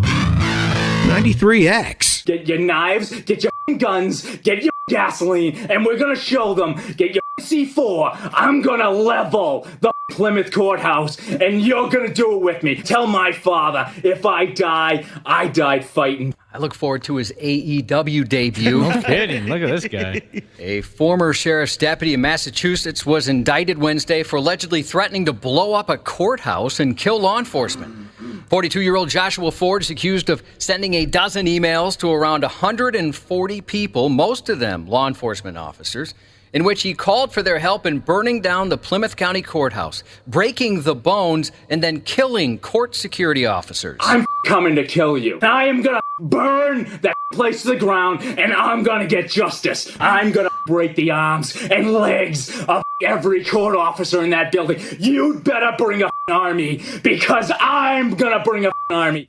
He turns out he was solo on that, and he did not join him. What in the hell? So scary. What is happening? He apparently called on law enforcement to come to the courthouse with gasoline, explosives, weapons, and SWAT teams. It's unclear what prompted Ford to send those emails, but the indictment references his beliefs that the justice system is corrupt. So much anger. How's that possible to have that much? So he showed up and no one was there to help him? They busted him the day before he said he was going to show up. Oh. Man, that's friggin' frightening. Well, what the hell is wrong with everybody? Yeah, this guy, so again, he's now former cop. There's some nutcases in the justice system. Oh! Help me get the crazy people. Yeah, let's weed these guys out. They're dangerous. A recent hire of the South Carolina Department of Corrections lost her job after allegedly smuggling contraband into prison in one of the most cliche ways possible. Officials noted the employee used a unique method of hiding the contraband, which turned out isn't really so unique, baking it inside a cake. Ah, classic. Yeah, that's way back from the old days. I think didn't the fellas in Alcatraz maybe get a tool in there via a cake? Something like that. Yeah. Like the nail file. The folks who escaped Alcatraz is what I meant specifically there. On Tuesday, the Inspector General released arrest warrants for 44-year-old Shanti Brumfield, who's accused of conspiring with 2 other individuals to smuggle contraband into the correctional institution where she worked. According to the warrants, when she was at work Tuesday, an X-ray machine inside the facility detected a cell phone inside her property. A subsequent search by officials turned up a small digital scale, multiple electronic chargers, and a clear bag containing tobacco. A photo of the contraband showed the prohibited items all hidden inside a cake.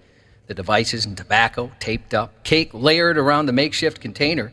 She admitted that she knowingly and willingly brought the contraband into the institution, and she was arrested on Tuesday. That is very interesting that she's still going with the cake gimmick. She needs to get on Google and search shady ways to sneak things into prison that have been developed since 1946. Right now, it's all vaginal or anal. Right. Yeah. That's the way they do it now. Right now, she's hitting herself in the forehead going, God, why didn't I think about the anus? I went back to 1946 with the cake when I could have gone anus.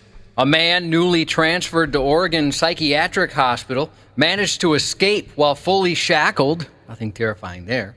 He then drove off in a stolen van, and police are calling him a dangerous escapee. Christopher Prey, who was previously charged with attempted murder and other crimes, eluded law enforcement southbound on Interstate 5, police said, without specifying how he managed to escape, despite being fully restrained with leg shackles, Whoa. a belly chain, handcuffs, and a restraint connecting all 3 together. Nothing can keep this man down. Prey faced charges including attempted murder, robbery, assault, and a felon in possession with a firearm. But he was sent on Wednesday to the Oregon State Hospital in Salem after he was found unfit to proceed with trial. Police said Prey had an altercation with another patient shortly after he was admitted and needed to be taken away for treatment. When he was brought back to the Oregon State Hospital that night in an unmarked van, he was able to gain control of the van and drive away. A police spokesperson said a staff member was injured during the escape attempt, but didn't provide any further details. Then in Pennsylvania, local, state, and federal authorities are searching for a recently convicted murderer who escaped from a prison yesterday morning. We had deployed canine units, drones, and helicopters in this manhunt. If you see him, do not approach him. We're asking you please to contact 911. He is considered extremely dangerous. Was an anus involved in his escape? They didn't say for sure. One would hope. A prison official didn't give any details about the escape, including leaving the man's anatomy out of it. They said it was under investigation. The 34-year-old, by the way, is also wanted for a homicide in Brazil. This is one bad dude. In related news out of Florida, a woman in a hospital gown was arrested Wednesday afternoon after allegedly stealing an ambulance from a hospital there. Did you say how tall the dude was? I did not. He was 5 feet tall. Wow.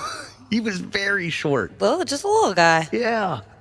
A young Louisiana woman's grandpa asked her to take a shower, so she stabbed him in the face. Yeah, I feel that totally. 22-year-old Carrington Harris started wielding a kitchen knife in the wake of a tense exchange with her grandparents Tuesday about hygiene habits. Harris allegedly went ballistic after being asked to bathe, trashing belongings in the house and then switching off the power to the home. When her grandparents tried to restrain her, Harris broke free and ran to grab a knife from the kitchen. She then knifed her grandfather before fleeing the home to hide in the woods. She was found hours later behind a nearby house. The granddad was taken to a hospital to be treated for his injuries. Son of a bitch. That's no way to treat your grandparents. We're just looking after you. Just trying to get you to wash your ass. She did look unwashed. A Michigan teen was taken into custody in Ann Arbor Saturday after he responded to being denied entrance to a nightclub by biting a nightclub employee's testicles. How did she get there? She's a he. Gino Hearn, a 19-year-old from Detroit, repeatedly punched an employee in the face after he was denied entrance just before midnight. Then 2 employees were bitten by the man, including a 20-year-old who was taken to the hospital for treatment after the suspect grabbed his testicles and took a bite. Wow. Anybody been bitten or bitten a set of testicles? No. Neither end of that. I don't think even close. I kind of want to know what would happen, like what it would feel like. It's not good. Yeah, I bet it. Oh, you've had it happen? It's kind of the taste is bitter. Oh, It's I imagine. Very bitter. Hearn is facing several charges, including an allegation of ball breath. Oh no, I've never had my nads bitten. Had my nipple bitten once, and that was, oh my God, that hurt. I know Dr. P has taught me that this isn't what happens, but I always imagine like if some type of like, I don't know, like if someone bit you down there, it would just like pop like a balloon. It's possible, or like a I guess. bubble. Maybe it will. A gal bit my nipple, and it's probably the loudest I've ever screamed in pain in my life. Really? Yeah. Wait, what was she trying to do it out of pleasure or pain? No. Okay. It was an odd situation. I walked into a bar. There was this young gal that I drank with from time to time, and somebody said it was her birthday. And I approached her and said, "Hey, I hear it's your birthday." And she said, "Yeah." And I said, "Well, how old are you?" And she said, 23. And I thought I was making the right play by saying, "You're so young." Because, it's, help me out with this, Josh, but it seems like with women, some of them, they want you to always acknowledge their youth. But some of them, they want to be more grown up. They don't, I'm not a kid anymore, that attitude. Yeah, it changes at a certain age. And I didn't know where I was at. I guess I was somewhere where she was at. I didn't know where she was at mentally with that. So when I said, "Oh, you're still so young," that insulted her. She wanted me to say, "Well, you're all grown up now, right?" Big girl. And when I said, "You're so young," before I could think one way or the other, she lifted up my T-shirt and bit me on my left nipple with about all the power she had in her jaw. And in front of a bar full of grown people, I went, I mean, it was brutally painful, and I almost hit her. Like, what the hell's the matter with you? And then I learned which side of that fence she was on. She's like, "I'm tired of everyone saying I'm just a kid." And I said, "I didn't say you were a kid. I said you're young. Look at my nipple, for God's sake. It's mangled. It turned black and blue." No, it didn't bleed. But you could tell there was a human mouth upon it. It turned black and blue. Owie. It was tender for weeks. I had to take my piercings out. Well, quid pro quo. I hope she lifted her shirt and said, "Have at it, mister." Ashley, where are you on that? Are you, if we called you young lady, would that offend you? Or do we have to say mature lady who is aging gracefully? No, I'm at the age where I got lost. Young. I'm not going to be able to remember what you just said. I heard that title. I know what you mean. Sometimes I start and I think it'll end up somewhere, and then it just kind of goes. I actually think this last year being 25 changed that for me. Like, I don't care if people are like, "Oh, what? Like, yeah, give me your ID. You look like you're 20. I'm like, "Yeah, thank you. Awesome." So you're still cool with that? Yeah. Yeah, once you hit a certain age, you don't care if someone calls you young, old, one way or the other. But there's that age range. Yeah, I do where remember it's that. a touchy situation. Well, I learned that firsthand. It's a touchy situation whether you acknowledge their youth or acknowledge that they're maturing. It was about 22, 23 for me, yeah, when that would piss me off because I'm like, "What? You saying I don't look old enough to be in a bar? What's your issue?" Well, I was just going to ask, are you of the age where you'd be offended on either end of it? You're going into a bar, they card you, right? Yeah. Or they don't card you. Like they're carding other people, they see you and go, "No, you're good." If they didn't card me, I'd hurt. That'd be hurt a little. That would hurt a little. Yeah, for sure. So you're kind of there. But that has yet to happen to me. Like, the most times it happens is if I'm buying tobacco or something. But that age is now 18. So I'm like, well, yeah, okay, that makes sense. I look over 18. It's a funny thing, Josh. Yeah, some people around that age, they want to be carded. Some are gravely insulted if they are carded. I flex on my mom when I get carded and she doesn't. I'm like, "Look at this, Mom." What? Your mother gets carded somewhere? No, when she doesn't get carded and I do. I'm Well, like, why would she you be can't carded? That's not a good flex. Because it's fun. I don't know, because it stresses her out. Why She's would like, your mother be carded for anything? Unless it's an AARP meeting. A lot of places it's mandatory, and a lot of older ladies will be like, oh, like, look at you carding me. And then I love when the surfer's like, yeah, we have to card everybody. It's like, oh, just let them have that. That's hilarious. Mom, you're twice my age and you got carded. Oh, I love it. Yeah, every time. Oldie. A confrontation Wednesday at a Family Dollar store resulted in the arrest of an armed man. He was armed with a lollipop. Police say the 24-year-old was in line waiting to check out at a convenience store in Clearwater, Florida, when he got into an argument with the store manager. And that dispute escalated, and the man threw a lollipop at the manager, striking him in the chest. He was arrested for simple battery. Who was the pop culture character, Josh, when you and I were growing up that always had a lollipop in his mouth? Go! Telly Savalas? That's right. Kojak. Yeah. I like that bald bastard. He's a tough guy. Good actor. He's a good actor. I agree. Telly Savalas. Denzel Washington is kicking butt once again as Robert McCall in The Equalizer 3, now in theaters.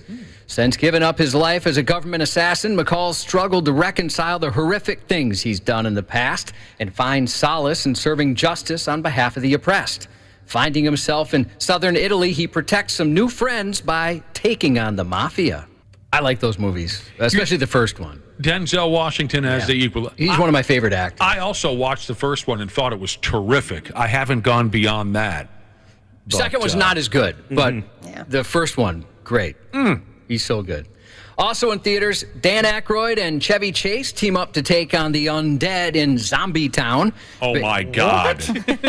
Based on the 2012 R.L. Stine novel of the same name, the movie follows Mike and his friend Amy, who have a night in hell after a movie premiere. It's appropriately titled Zombie Town because it turns the town's citizens to the living dead.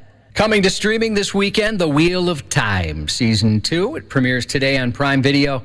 Based on the epic 15-book fantasy series, fans can expect the return of several of the characters from the first season as they attempt an escape from the clutches of the Dark One. Today on Netflix, following the misadventures of hard-drinking Princess Bean and her feisty elf companion Elfo, Season 5 of Disenchantment is streaming now. Sunday on Paramount Plus, the first season finale of Special Ops Linus. And finally tonight on CBS, Damar Hamlin of the Buffalo Bills guests on Secret Celebrity Renovation. Birthdays over the weekend. With a Labor Day birthday, Damon Wayans, 63 Monday. By some miracle of tiger blood and modern science, Sunday, Charlie Sheen turns 58. John Wick, Neo, Ted Theodore Logan, and often called the nicest guy in Hollywood, Keanu Reeves, 59 tomorrow. Then today's Zendaya, known for Spider-Man, Homecoming, Dune, and HBO's Euphoria, is 27. Big Bang Jesus checked in and asked, can a player get a shout out to all the waterfowl hunters heading out this weekend for early teal and goose opener? Fun. Happy birthday to Word Jesus, turning 37 tomorrow from Mama Duck Jesus.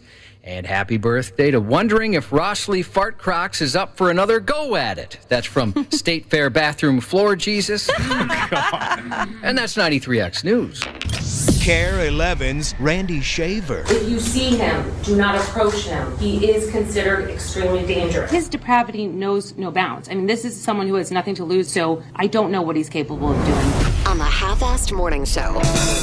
I want to announce that we've agreed to terms with TJ Hawkinson. Excited about that. Like we've said this whole time, he fits our culture. He's the type of player that we want around here in Minnesota. Really excited to get it done. Just to piggyback on that, thrilled to know we've got TJ here as a major part of our core on offense. When we got him, really week 6 of last season, our hopes were that we were acquiring a player that would become a major part of our offense moving forward. We saw the immediate impact.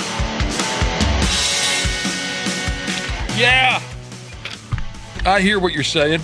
She's the final for this here radio program. Labor Day weekend is coming right up. We can't go nowheres without jaw-jacking with our bros first, though. Randy Shaver, hello. Good morning. Morning. Word Life, Brad Ryder. Word Life. Word Life. Good morning. Who's this TJ Hawkinson jerk? He's a very rich guy. Yeah. Talented guy, but rich guy for sure. That was some noise coming out of the Vikings setup there in Eagan. T.J. Hawkinson has agreed to a long-term contract extension. He plays the tight end position. It's a 4-year deal worth $68.5 million. It resets the tight end market, they say. He plays the tight end position. He does. I think he's the highest paid tight end now in the NFL. So I think that's what they mean by resetting the bar a little bit. There's going to be some other guys that are coming to the table asking for some more money, I think.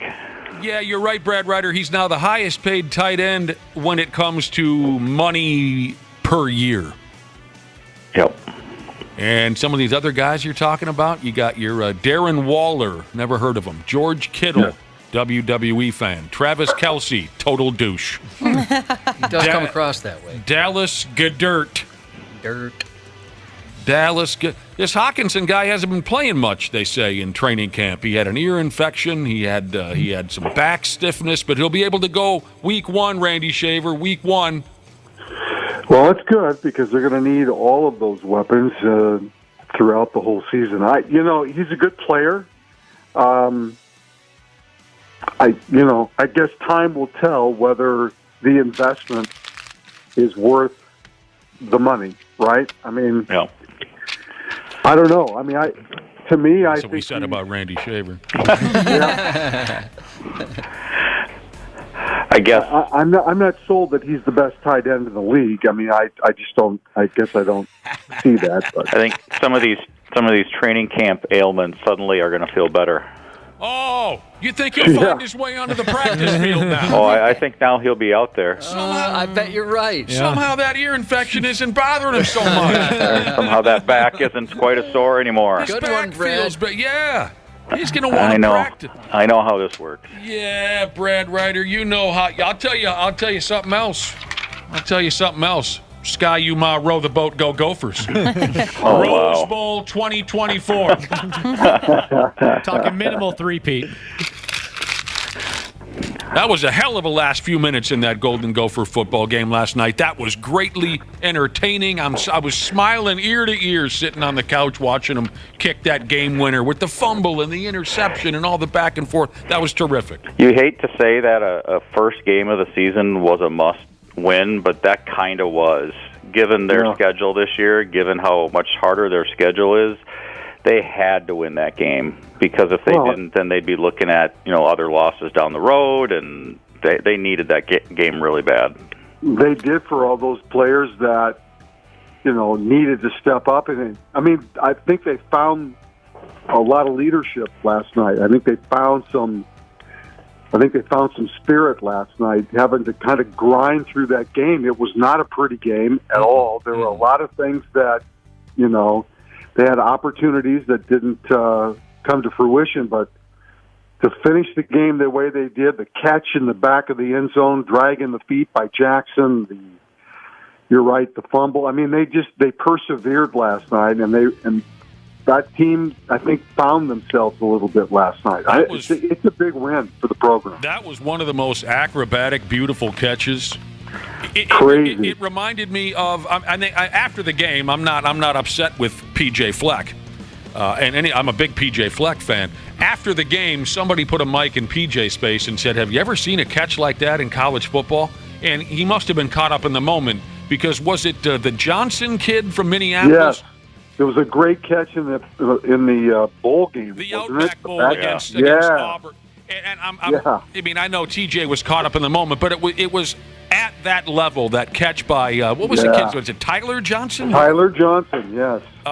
Who made that catch in the Outback Bowl. The catch by Jackson last night was so beautiful. I did not think he drug a foot. Yeah, we spend a lot of time, for good reason, ripping on officiating, but I want to give whoever that guy was in the corner of the end zone that made that call a lot of credit, because when you saw that real time on TV, you're like, there's no way he got that foot down. Right. But he was right there. He was looking right at it when they showed the replay, and he made the right call. That's why we don't need friggin' instant replay, because that ref, we don't need it. That he made the right call. Good point, Brad Ryder. And I felt really good for that Jackson kid, because if you were watching that game last night, he had a couple of bad drops. So he desperately wanted to do something to make up for those drops. That was great. Yeah. It's a huge win. There's just no doubt about it. And Nebraska's pretty damn good. That quarterback running up and down, their defense was good. Yeah. Yeah, they're going to be much improved, I think. But, I mean, the Gophers got a lot of things they got to figure out, too. They got a lot of things they got to work on, and especially offensively. But just to be able to grind that game and to win that game, that sets a tone for the rest of the season. And certainly it's a lot different waking up this morning with a win as opposed to a loss in that game, for sure. Wasn't it funny to see the Golden Gopher football team throwing the ball like they were the 1983 San Diego Chargers? What was that? Yeah. They looked like it was Dan Fouch, Charlie Joyner, Wes Chandler, Kellen Winslow, and who am I missing? Air Coryell. They threw, how many times did they throw the ball last 44. night? 44, yeah. And, I mean, you guys have been watching Golden Gopher football the last 5-6 years, and when you have great running backs like Mo Ibrahim, you give the ball. How many times did we watch the Golden Gophers run the ball on 3rd and long in the last 5 or 6 years? Now they're throwing the ball. It looked like Air Coryell. I loved it. This Kaliak Manis obviously has a good arm on him, but he's still young. Yeah. Like you said, Randy, they got things to work on, but this was fun. They do. Yeah, I mean, again, I think they found a way to get through a really tough game last night. Not a clean game by any stretch, but they found a way to win, and I think that goes a long way. I think it's going to be, like I said, waking up this morning with a win in a game like that goes a long way for this team and the program. There's just no doubt. I bet that kicker right now, right at this very moment, he's pumping that keg and it's just spraying foam. Still partying. But it's over. The foam, he's like, that's it. We're out of beer. That kicker, 47-yarder, big moment. Yeah, that's great. All right, so here we go, college football. So the Golden Gopher big rivalry games. The battle for Paul Bunyan's axe with Wisco.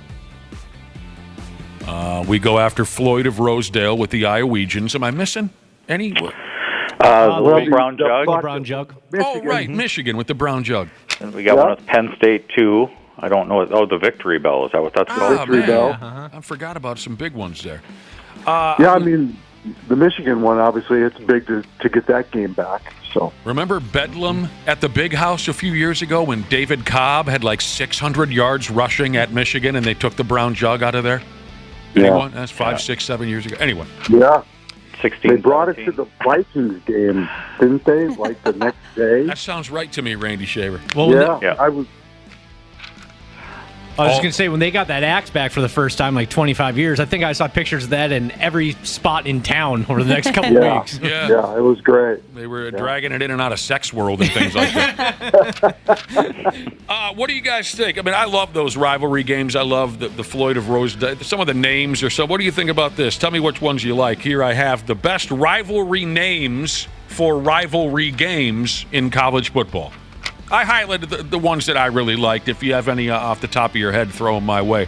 The best rivalry names for rivalry games in college football. And the battle for Paul Bunyan's axe makes the list. No mention of the little brown jug or the Floyd of Rosedale.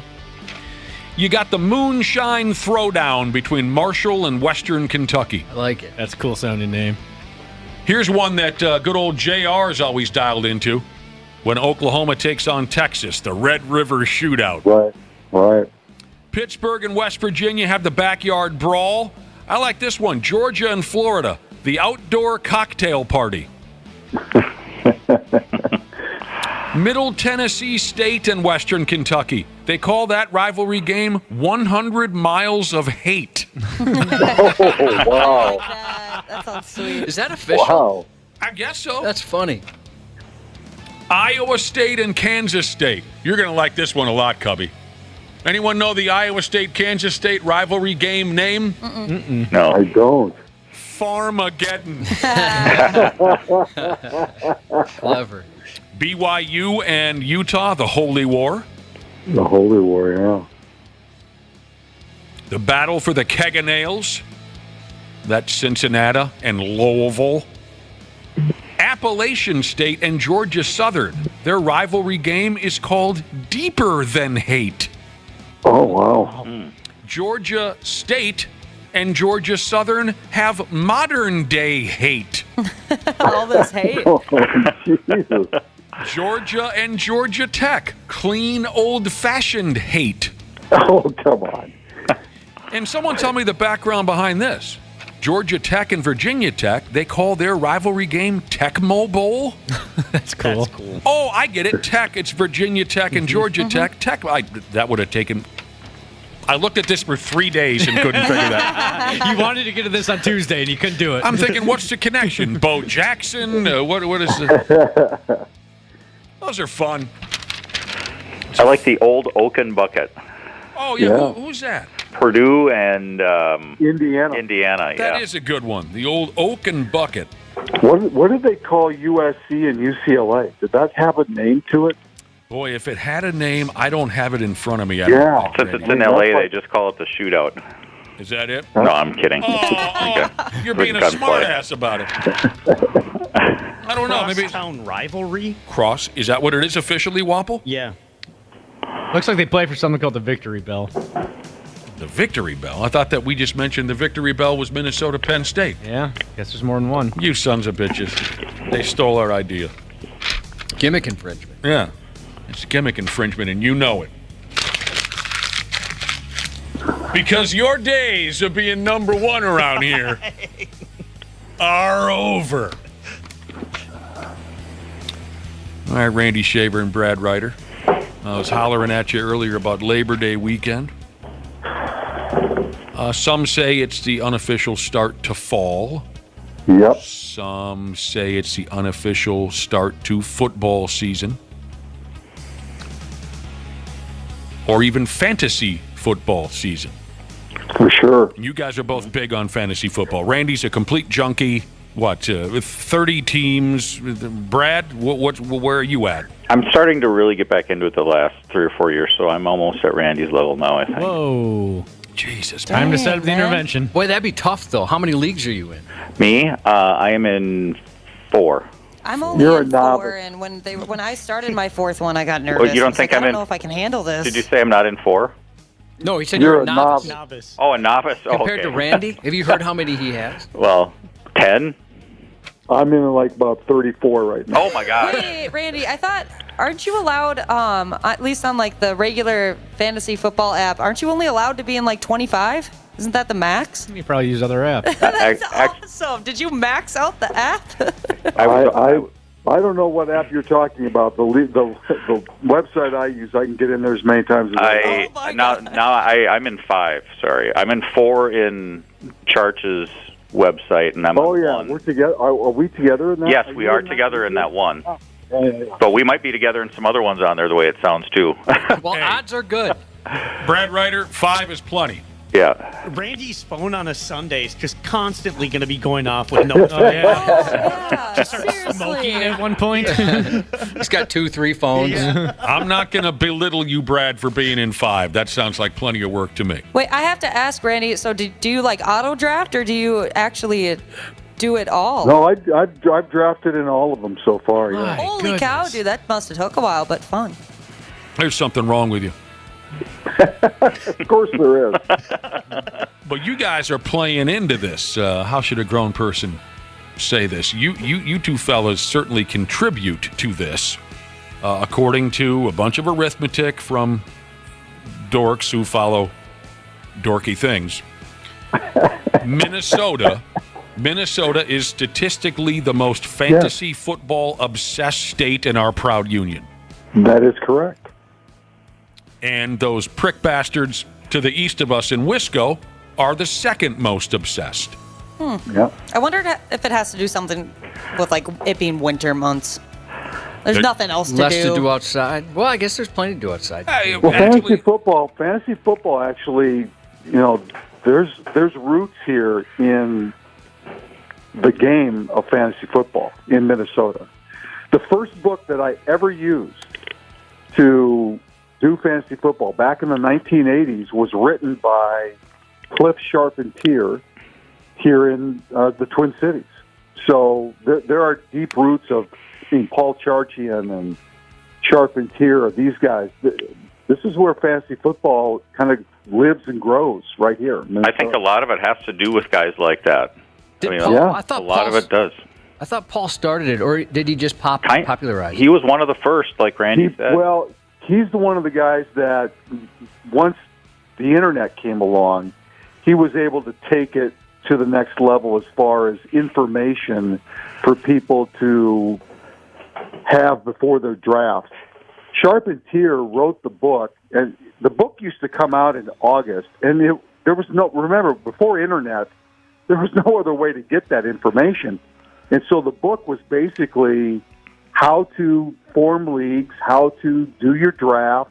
It was a how-to book on fantasy football, but it also included little paragraphs about each player that you would, and obviously it was not going to be up to date if there were trades made in the summer, but it was, little paragraphs on each player to give you advice on who to draft. So that was the original book. It really took off in the early 90s, right? That's correct. And Paul's told me the story before about how he, and it may have been him and Charpentier and another guy, how they started that magazine basically out of their own apartment. And every week after games, they would put together this magazine of like a, quote, weekly update, and they would drive around the Twin Cities to the Shinders and to the gas stations and, try to sell a stack of them to the, people who own these places.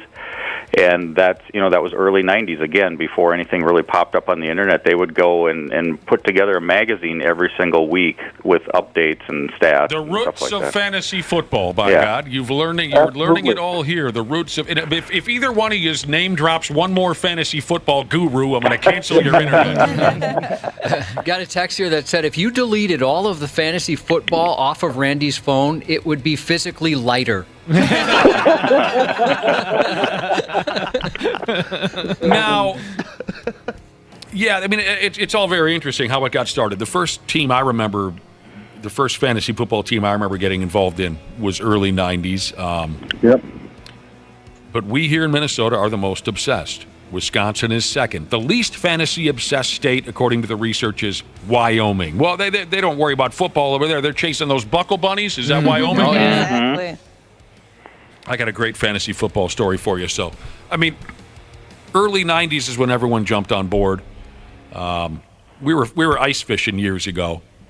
A few younger guys, a few older guys, and talking about fantasy football and all that stuff. And one of the older guys in our group, who was a known BS artist, a wild BS artist, he says, you guys you weren't even around for the beginning of fantasy football. And we said, oh, what do you mean? Oh, I remember. See, it's so serious now, but back in the day, people didn't take it so seriously. As a matter of fact, one day, I was getting my fantasy team ready to go, and I had Earl Campbell as my starting running back. And a lot of us in the fish house kind of looked at each other side by side, side to side, I should say, and we were saying to ourselves, I don't think there was such a thing as fantasy football when Earl Campbell was playing, but let's let him go anyway. Let's see where he goes with that. And he says, but there was some question as to whether Earl was going to play. So I said, F it. I called the Houston Oilers front office. And then some smiles start to show up on our faces, but we're holding it in. And I said, hey, I'm just calling to find out if Earl Campbell's going to play today against the Steelers. And the receptionist said, well, just hang on a second. And they put head coach Bum Phillips on the phone. And I said, hey, Bum, I'm just some guy in Minnesota with my fantasy. And and Bum said, I'm going to play him. And I said, thanks, bye. Okay. I could just see him as he's going, well, they're buying this. I'm gonna see how far we can go. Nobody said a word. Again, this was a notorious BS artist. No one said a word. And then about 30 seconds later, one guy in the fish house said, well, things are getting pretty deep in here, boys. Oh, man. So, we're part of the problem. We're a big part of the problem here in Minnesota. Here's a listener texted in, said he's on 32 different fantasy football teams, or he runs 32 different. Crazy. It's like a job. I honestly believe that fantasy sports is the reason why professional sports has taken it all to a next level. It really has the casual fan is now interested in, whatever sport you're following is now interested because of fantasy sports. It has changed the landscape. It really has. Fantasy sports and gambling. I mean, they go hand in hand a little bit, but sometimes not all the time. Here's a listener who's... but gambling was around, Brad, for a long time before fantasy football. Yeah. And, the interest is there, but it's not the same as this because you're not invested in players. You just care about the team and the spread. Yeah. Now the knowledge level of the casual fan is raised a lot more because you're now learning all these players. Yeah, both of you guys, you need therapy, is what you need. I had a student ask me one time, why do you think fantasy football is so much more popular than fantasy basketball or baseball? And I think the simple answer is you play once a week. I don't know that you could have there's no way you could have 32 fantasy basketball teams.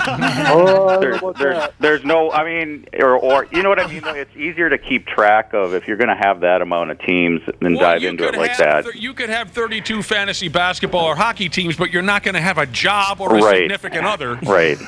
For God's sake, you just be ass deep in Russian names. And they play every night, and you're keeping track of schedules, and that would be tough. Trying to figure out how to pronounce Slovakian players' names. And here's a good point from a listener. The reason we have so much fantasy football here in Minnesota is because the reality is so heartbreaking.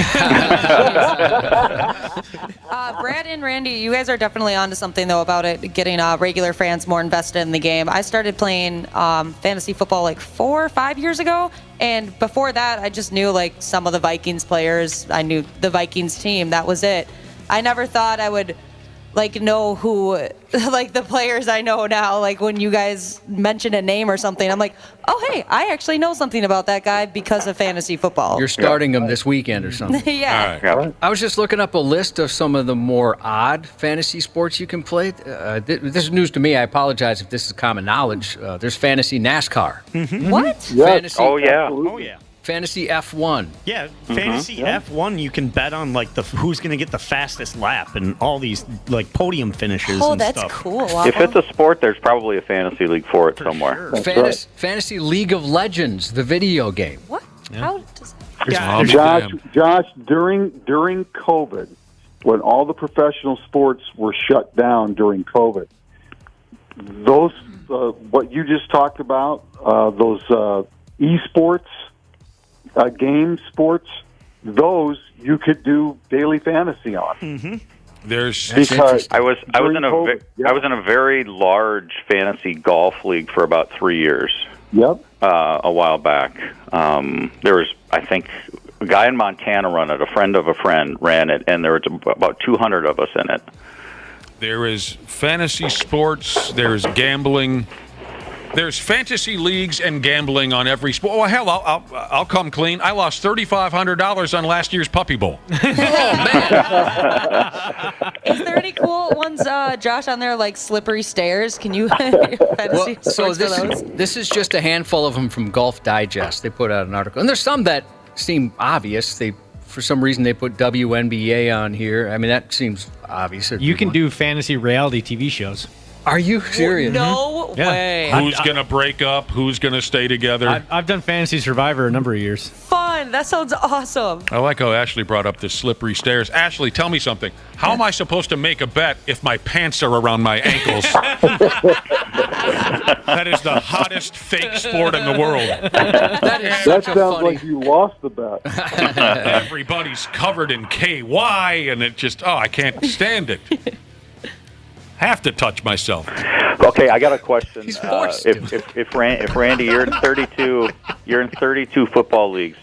Who is the one player that you have the most on those rosters? Good question. It better not be this Hawkinson jerk. It's not, actually. Okay, good. I guess, to be honest with you, it's probably, if I had a chance to take him, it depends where you are in your draft, right? Mm-hmm. Where you fall. But I would say probably Travis Kelce's probably the one. Wow, you've gotten lucky and drafted early in a lot of these leagues then, because he's going 1 or 2 in most. Yeah, leagues. well, in the guillotine, he is, but in the regular drafts, he's more like 6, 7, 8. Okay. I can't allow this to continue. Hey, Nick, I have something that'll make you feel better. I put my foot down and refused to let my boyfriend draft Travis Kelce in any of his leagues. You are a real sports fan. Absolutely not. That they always say, bet with your heart. Yep. Drafting Kelce could lead to him winning leagues and buying you stuff with the earnings. I got McCaffrey. We're good. All right. The Brotherhood and Sisterhood said there's fantasy sumo leagues for sumo wrestling. Oh, my. All right, continuing on this theme, but a slightly different route. Randy Shaver, I bust your chops about being a low-life, degenerate sports gambler. I at times, I am a little concerned about you, but I'll tell you this. If you ever get into something like this here next story, I will be calling your wife so we can collectively turn you into Gamblers Anonymous. In Massachusetts, 2 people have been charged in a backyard volleyball gambling ring. I could see some college kids doing this. I mean, police had to show up. There was a large-scale illegal gambling ring centered around backyard volleyball matches at somebody's house. So they bet on each other, basically, is what you're saying? Bet on each other? What do you mean? I mean, well, when you say backyard volleyball, so there are teams in the neighborhood, and they... I guess, and you bet on a team, you bet on the final score, you bet on... Neighbors show up and bet on one team or the other? Or? They had a full bar set up. That sounds like fun. It does sound like fun, but I guess it's illegal. The cops in town, here's a quote from one of the cops in town. They said, it's gone from something wholesome to a pure criminal element. Come on. People are profiting to the point, in my estimation, in excess of almost $1 million a year. Oh, my. Oh, come on. They were saying, prizes on a single night could be in the tens of thousands of dollars. Oh, my God. Okay, whoa, this is out of control. They arrested a couple of guys who were running this mess. One guy collected the bets, placed the bets. One dude ran a full-size concession stand with booze. With no liquor license, I'm guessing. He's standing, people are ordering Captain and Cokes and Tall Boys and whatnot, and he's got peanuts and popcorn behind him. What else? Are they selling pull tabs or what? They don't mention that in the story. I wonder if did they have a champagne room, for God's sake. It was completely out of control. The neighbors, this is just a regular neighborhood. The neighbors said they couldn't get any sleep. There's noise all night. Cars honking their horns, pulling up. They couldn't pull out of their own driveway. There'd be so many cars parked on the street. I'd love to live in that neighborhood. And it's volleyball. I bet pickleball has probably got something like this somewhere. Oh, you're right. Yeah. I'm guessing if a couple $100 changed hands, they wouldn't have showed up. But when you're starting to talk about that kind of money, yeah. All right. And one more thing Randy related, because this was really interesting. A listener sent us a game program from a high school basketball game that took place in 1956 between United Township High School and McKinley High School of Cedar Rapids, Iowa. Well, McKinley wasn't a high school. It was a junior high. Well, these individuals don't look like junior high students in the pictures that... Okay, I'll go along. Yeah. McKinley was a junior high school in Cedar Rapids. Okay. Do you recognize the name United Township High School? It says high school here. I do not. It says McKinley High School in bold print here, Randy. Well, if it's McKinley High School, it's not in Cedar Rapids. Okay. McKinley was a junior high. Well, I guess then maybe this goes nowhere, because what I was going to do just for fun. Well, I guess maybe in the. I could be wrong. Maybe in the 50s it was, not when I was growing up. I mean, anything's possible with the internet, but it says right here in front of me, McKinley High School, Cedar Rapids, Iowa. Yeah. Where I was going to go with this, and if it doesn't apply, that's fine. Just for fun, and I know this is 20 years before you were in high school, but I was just going to throw some of the names at you from the Cedar Rapids team to see if maybe these were the dads or uncles of some families that you were familiar with, just for fun, to take a little walk down memory. There were a couple of Davises. There was a Bliss on the roster, last name of Bliss. No. Haddy, Haddy. A couple of Horacks, Horak. Houston, Moorcroft, Obrecht, Radloff, Rappaport, Rusher, Schaefer, and Wopple's going to like this the best, a kid with the last name of Weed. You woke him up over there. Fair enough. I thought I'd throw it your way. I don't know where this individual found this game program from a 1956 high school basketball game in Iowa. But there you go. And I don't know what the rules were with Iowegian basketball in the mid-50s, but it appears that one of the teams scored 85 points in a quarter. Jesus. Wow. Maybe they're playing NBA Rock and Jock rules with like those 20-point shots, those hot spots they throw Could be. the court. All right, well then, F me running, and I'm sorry I blew up. This is the only time I've ever wanted Patrick Beverly to shut up. Patrick Beverly says Anthony Edwards needs to get out of Minnesota. No. Gosh, no. Right, don't Does do he that. need to get out of Minnesota? He will get out of Minnesota. That's just what happens. The evolution. Okay. And that's no disrespect to Minnesota. With that personality, he can change the world with basketball. Where should he go? Big market? It has to be big. LA, New York. Again, I played in Minnesota. There's no diss on Minnesota. There's no diss on lower market teams, but he is the type of player that you need to see him. When you get to see it, then like go through an app and get it, or I can't really get it the way I need to get it. It's different when you got 30 games on TV and you get to see that every night. Does he have that Jordan? He has all of that practice, everything. I love you, Patrick Beverly, but shut up. What we call a cone. You know what you do with cones? In the summertime, you got a cone. You make a move. What does the cone do? Stay still. Exactly. He's a cone. Exactly. That's still one of the greatest sound bites ever. That exactly is so good. When Beverly calling Chris Paul a cone. But no, sorry, Pat Bev, we're keeping. Yeah, we don't want that. We don't want that kind of conversation. And the way you keep that conversation at bay is to put talent around Anthony Edwards and win. That's how you take care of that. He needs more national media attention, like in New York or LA. And make sure the other guys on the team are bought in and understand whose team this is. It's like having a KG again. You know, this is what it feels like again, and you've got to find a way to continue to build talent around this guy so that he's happy, they're having success, they're winning, all of those things. Because once that doesn't happen, that's when these conversations start taking place where he's not a part of Minnesota sports anymore. I'm so tired of the big-time athletes always ending up with the Lakers, always ending up with the Yankees or the Red Sox or the Dodgers. No, we're keeping this guy. Well, the thing about the NBA is when you do the max salaries, right, all the players you're basically, and Brad, correct me if I'm wrong, you're all basically on the same level as far as that money goes, correct?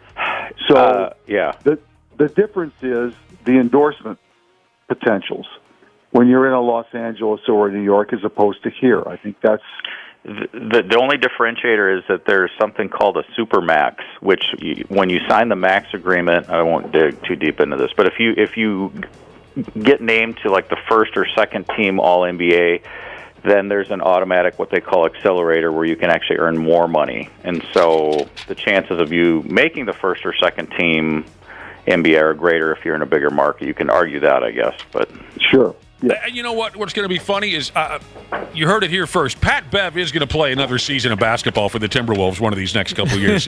And then everyone can tease him with that audio of him saying that A1 from day one needs to leave. People are still texting in about fantasy sports. So many as are involved in fantasy sports or fantasy. It doesn't even have to be a sport, like Josh was saying. Hell, it could be, or Dana said that you could be playing fantasy, what was it, reality television? Yeah, Survivor, Bachelor, Big Brother, all those things. Now, a listener named Alexander texted into the program. I don't know who Dan is, but Alexander says there's a fantasy league to bet on who Dan's mom is going to bang next. Oh, my God. I wonder who's leading. How do we get in on this? All right, boys, let's go over the results of last night. Who did Dan's mom bang? Donnie? Did anybody have money on Donnie? The Twins. Good. That's great. The Twins-Rangers series begins tonight. 1-3 in Texas. Yeah, big week. 7 It's a o'clock. big 6-game stretch. I did hear the Indians are deciding to kind of go, I don't say all in, but they picked up 3 of those pitchers that the Angels released yesterday. Really? Yes, yeah, they picked up Giolito, and I can't remember the other two relievers that the Angels released. So Okay. they're not giving up yet. Well, why would they? It's only a 5-game split, 5-game separation. Bally Sports North tonight at 7 o'clock, if I didn't say that already, for Game 1. The Rangers, of course, closed out August terribly. They lost 10 of 13. The Twins took 3 of 4. They fell to 3rd place in the American League West in August. The Twins, of course, coming off that kind of a pisser close to that Guardians series. Do we see Scherzer tonight? Is that who Texas is throwing tonight? That is accurate, Randy Shaver. Yes. Yeah. All right. And Joe Ryan. Neither one of them factored into the last series they pitched against each other, and I don't think either of them factored into the decision. They both pitched well, but didn't factor into the decision. Sure. So that'll get going. Who does Cleveland have this weekend? I think Tampa. Oh, okay. All right. Yeah. I think they're at home against Tampa. Ronald Randy's right. Tampa? Yep, Tampa. Ronald Acuna Jr. hit a grand slam last night off of the Los Angeles Dodgers, and that landed him in the record books. He became the first player. This is hard to believe, really. Yeah. Ricky Henderson never did this. He's the first player Yeah, with... but 30-60 is hard because most guys who steal 60 bases are not pop. really home run guys, right? Yeah, you're right, but Ricky Henderson's the guy that comes to mind. Anyway, obviously he never accomplished that. Acuna is the first player with 30 home runs and 60 stolen bases in the same season. Do you know he got married in the same day? He got married in the morning and then did that night. Yeah, that's right. He got married. Mm-hmm. So he's a hell of a player, man. He's really good. Yeah, he does all right when lunatic fans aren't hanging off of him while he's trying to play in the outfield. So in the same game, he hit his 30th homer. He stole his 62nd base. What's the most Ricky Henderson ever had? 1990, 65 steals and 28 home runs. Oh! So he was close. It's all right, Ricky. Yeah. You're still the best. Ricky tells himself that, too, by the way. It's all right, Ricky. You're still the best. Actually, Ricky never had a 30 home run season, though. He had 28 twice. That throws me. It throws me right into the weeds. I thought for sure he must have cleared 30. You know what's kind of funny is like you think about. I think about a guy like Willie Mays. When Willie Mays, to me, easily a 30 home run guy, but really back in the day had great speed too. I'm surprised that he never reached that level or close to that level because he would be my era growing up, Ronald Acuna. Mm-hmm. You know, a home run guy. 5-tool player who had great speed, who had that potential to be a 30-60 guy. I hear you. He was a 30-40 guy once. Ricky Henderson or Willie Mays? Willie Mays. Willie Mays. Willie Mays, yeah. I hear you. All right. Jose Canseco and Dennis Rodman. They should be roommates. Two guys from the 80s who somehow still capture the attention of the general public. Josh, you tell me, if Canseco and Rodman live together, how much time do you give them before there's a homicide at the apartment? Oh, geez. Within the first year. Maybe I'm being generous. Can't believe Janelle ever dated Jose Canseco. She's still kind of got a thing with him. I don't It's think on and off. Janelle Klein. I don't think she's still really let go of that relationship. Yeah. She gets flustered whenever his name gets brought up. So let me tell you a little something here about Jose Canseco. Then I'll get off your case for the rest of the week, Brad and Randy. Jose, he likes to get involved in wacky-ass conspiracy theories. That much I do know. But apparently he's also a ridiculous liar. At one point or another, Jose Canseco thought he thought people would believe a story about his finger falling off in the middle of a poker tournament. Okay. It's not supposed to happen. Now, in October of 2014, somebody sing a song or something. I got a pocket full of sunshine.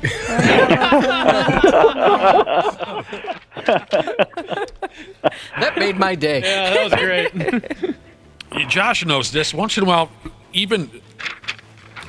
while, greatness wants to stay put. It doesn't want to come out. You know what I mean? You're allergic to your own brilliance. Yes, right. And my throat shut off.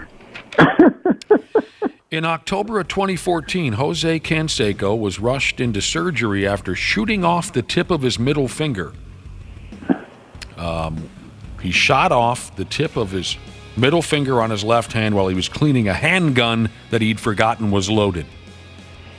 So, he was still recovering from that surgery when he hopped up on Twitter, and he said he was playing in a poker tournament when his stitched-up finger unexpectedly fell off.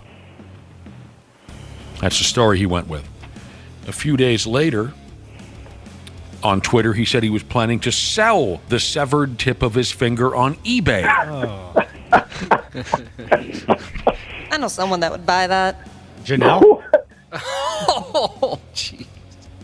You know someone who would buy the tip of Jose Canseco's finger or anyone's finger on eBay? Anyone's. She does weird kind of art. She does art with bones and stuff like that. Seriously? All legally acquired. Yeah, super cool. Sounds kind of strange and annoying to me, but you can go ahead and call it super. Keep. It's not. Yep, the company I keep. I'm going to go on this side. It is not super cool. But I don't want an argument. I don't want an argument. All right. So what Jose Canseco, I guess, never figured was when you're a somebody and you say, I'm going to sell the tip of my finger on eBay, there are certain media outlets who might want to find out more about this, right? So TMZ gets a hold of him. Here's the deal. He also said he had video of his fingertip falling off while playing poker. So TMZ calls him and says, hey, we'll pay you a lot of money for that video. And that's when Jose, as a grown man, had to say, yeah, I made it up.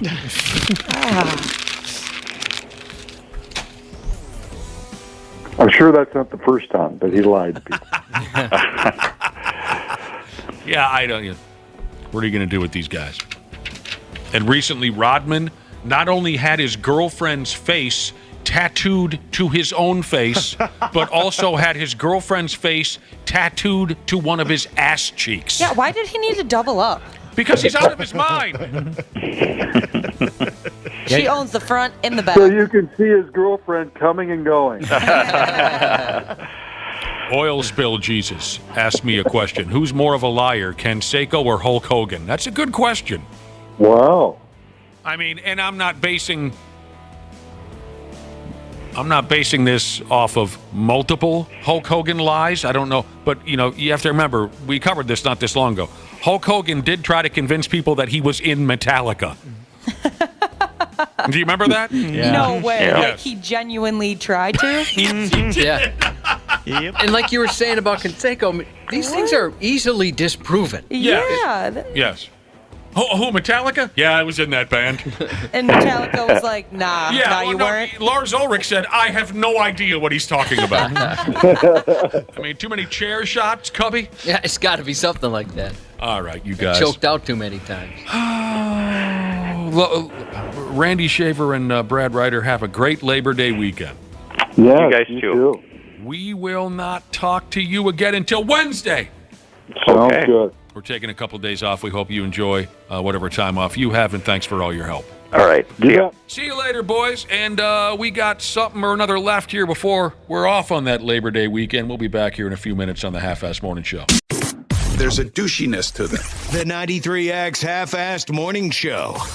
Hey, Minnesota. CJ Ham here. Huddle up for a second. You need someone to go the extra yard when your furnace or AC is out? Give the ball to the certified pros at Standard Heating and Air Conditioning. They've been at it for 90 years. Ready? Break. It's savings on a stick season with Standard Heating and Air Conditioning State Fair specials. Deals on deals on deals. Savings from $30 on a tune-up all the way up to $950 on a new cooling system. Visit standardheating.com/offers for details on all their State Fair deals. Standard Heating, providing the comfort you deserve since 1930.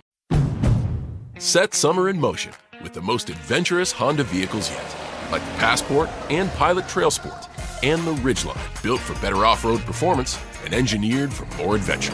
Summer's here. For a limited time, well-qualified buyers can get a 3.9% APR on a 2023 Honda Pilot, a 2.9% APR on a 2023 Passport, and a 0.9% APR on a 2023 Ridgeline. Buy online, reserve from select dealers, or visit your local Honda dealer today. See dealer for financing details. Half-assed morning show 93X. All right, we're getting there. By damn, we are. It's 8:31. Welcome back to the 93X Half-assed morning show. It's our final. But we got a ways to go yet. We got some more to cover. If you listen to our conversation with Randy Shaver earlier, you could hear how passionate he is about hardcore pornography. I mean fantasy sports. Fantasy sports. How passionate Randy Shaver is about fantasy sports. I mean, if we would have let him, he could have gone on and on and on about fantasy football until we started thinking about bashing our own brains in with a claw hammer. But we could all be that person now and again. That person that folks can't get to shut up about something. I know I can. Interesting topic on Reddit. And I love the scenario they put together here. Annoying topics that would make a hostage taker let you go. That's perfect. Oh, I thought of one immediately. What is something, feel free to text us, 651-989-9393, that you will admit you could go on and, by God, on and on about until a hostage taker might say, you know what, this was a bad decision, I'm going to let you walk out of here. You thought of something right away, Ashley. Go ahead. Let's try to guess. Yeah. Maybe we'll try to guess each other's from knowing each other so well. Would this be something that you personally would make them want to let you go, or you're saying just a topic you would let someone go? Oh, yeah, good question. They would just be done with hearing me talk about it. Wapple wants to guess rocks. You're right, Waffle. Really? Yeah. Good you know one, me Waffle. so well. Nice. I was going to guess pets. I was going to go rocks or trees. I was easily going to say dogs. Rocks. You're into, what's the fancy term for it? Geology.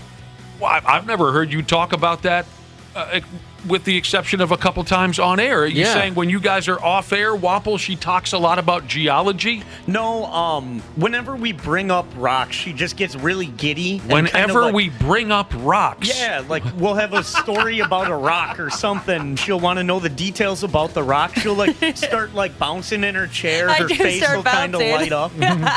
All right. Yeah, I try to dummy it down for you guys, or try not to talk about it. I know. As soon as I said that, I was like, no, they're going to take that the wrong way. No, we took it the right way. No, I mean, I try to dummy down how much I talk about it, because I know that it doesn't interest you guys at all, or probably the majority of our listening audience. Well, you know what? I disagree. Just in that I like hearing about people's passions, for sure. It might not be a topic I'm interested in, but if you're enthusiastic about it. I never would have guessed rocks, although I knew you were somewhat into it. You studied it in college. Yep. Okay. Wapple, we can all guess. Yeah, easy. Television wrestling. Yep. You could sit, I bet, even if you were tied to a chair and the hostages were sure they were going to keep you forever, you could go on and on about some effing pay-per-view from 30 years ago or some wrestler until they just gave in. Oh, totally. Or marijuana. Oh, true. Yeah. The best part is you would be entertaining yourself with the wrestling talk. You'd be making yourself laugh. Totally. I'd be laughing about different matches, and then I'd have to tell them, oh, remember when this happened, though? Mm-hmm. You know which stories I'd be more willing to listen to if I was your hostage taker. Your knowledge of those two topics, though, marijuana and wrestling, is impressive. I don't know how it happened. You don't know how repetition? Yeah, like one day I was just like, wow, I actually know way too much about this stuff.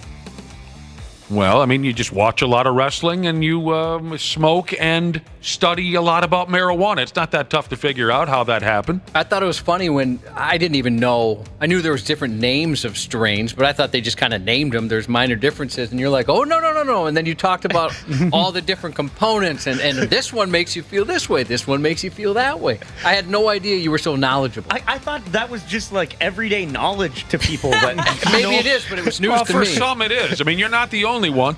I know a lot of people who will drone on and on until I want to throw myself in front of a bus about marijuana. I do. And there's more and more of them every miserable day that goes by.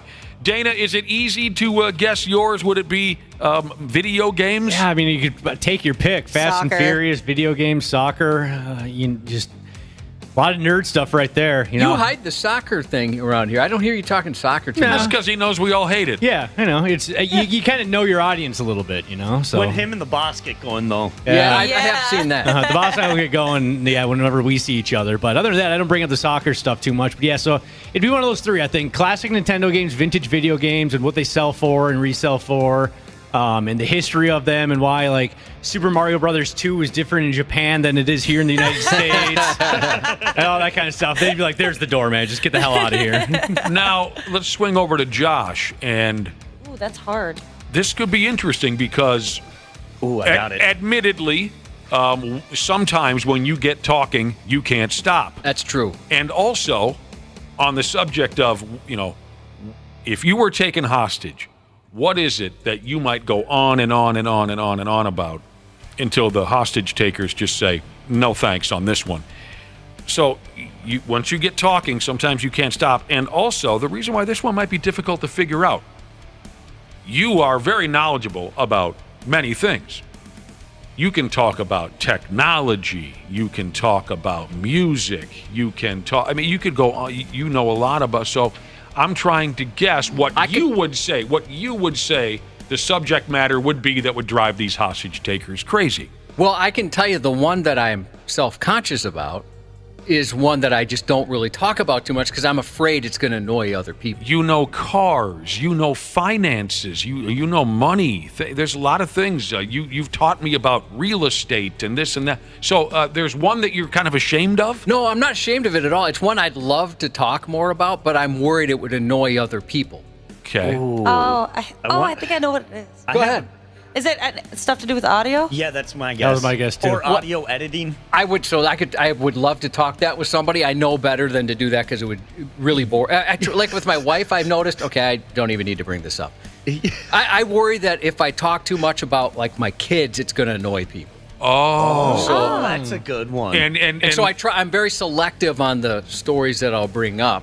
But you think if in this hostage situation, this hostage scenario, you think it might be you going on and on about your children? Yeah. I probably that or boy. Thank God you do 80s rock. Thank God you neuter that. I know my like Dana said, knowing your audience. I know my audience here. Yeah. Especially between you and Ashley, I think I would be unwelcome. Because I love to hear you talk about the things that you're passionate about. Like you said to Ashley, you don't mind hearing about her passion for geology. But I have to admit that too many kids' stories, I start to break out in a sweat. Yeah, I know you do. Yeah, you do a good job at that, Josh, because I've never once been like, oh, here he goes again about his stupid kids. Well, right, but like there I said, are times you may have noticed, I'll go, okay, I know this might be annoying to you, but I have to tell you that, I do enjoy it because you have a lot of funny stories, especially about your youngest, just things he says or his buddies get into, and I think all three are hilarious in their own ways. The D's nuts jokes that he drops on you and stuff like that. His school is all about that. Yeah. Or even like the stories about your stepdaughter roasting you and stuff. She's your biggest bully. She is my biggest bully. I love stuff like that. But I was going to say for you, Josh, the audio thing, though, because like I picture, they're playing like Baby Shark to torture you. And then you're sitting there like, oh, wow, you guys have this in a 16 decibel mixed down WAV file. And they're like, shut the music off. Get them out of here. What kind of programming are you using? All right, I have in mind what I know for sure. What topic I know for sure I'd drive my hostage takers crazy over because I would easily go on and on and on and on. I've tried to, like you were saying, Josh, about you've tried to limit how much you talk about kids. Ashley, you try to limit your conversations about geology. When I'm out drinking with my friends, even here with you guys, I try to limit how long I talk about the subject that I have in mind. Can you guess what it is? What subject would drive my hostage takers crazy? No. Really? Kiss? You don't know? Pardon me? Kiss knowledge? Well, Kiss is close enough. It would be rock. It would Rock be music, your yeah. rock 70s knowledge. and 80s rock. And trust me, I know. I used to drive people crazy till they had to tell me, when I was in my 20s, people would have to tell me to shut the F up because I could go, especially once I had some beer in me. All I wanted to talk about, this is the greatest band, this is the second greatest band, and why. This is the greatest guitar player, and why. Here's the second, third, fourth, fifth, sixth, seventh, eighth, ninth. Who's the greatest live band? What's the greatest album? Absolutely, that would be where the hostage takers would kick open the front door and throw me out. But I have made an effort to try and, whatever the word is, to try and silence it, dummy it down, neuter it, whatever you want to say. Thankfully, you got into the right career. Well, I suppose you could look, and still, you hear Josh and I both at times go on and on live on the radio about our favorite bands, and we do. We try and dummy it down. I'm still we understand. I'm still guilty of it to a certain level. Especially some of the bands we talk about realize, well, they haven't put out an album in 30 years, whatever it is, and we understand, okay, maybe some people are like, all right, shut up. It's so cute when you guys do that, But though. when I was younger, not only at beer parties would I, turn on a Queen record and tell everyone why this is the greatest record. And then when I was done with that, I would tell them how much their favorite band sucks. Everybody loves that. So it was bad there for a stretch of time. Another one I thought for you, Nick, that you could do is you could just go start. All right, 1980, Minnesota North Stars. Number 7, Neil Brown. And just go down the entire list. 1982, Minnesota North Stars. Yeah, that stuff has stuck with me. And yes, if you give me that window, I will leap through it, naming old players and jersey numbers and things like that, no doubt. This isn't quite the same, but this drives me, and here I am with the kid story. This drives me crazy about my youngest.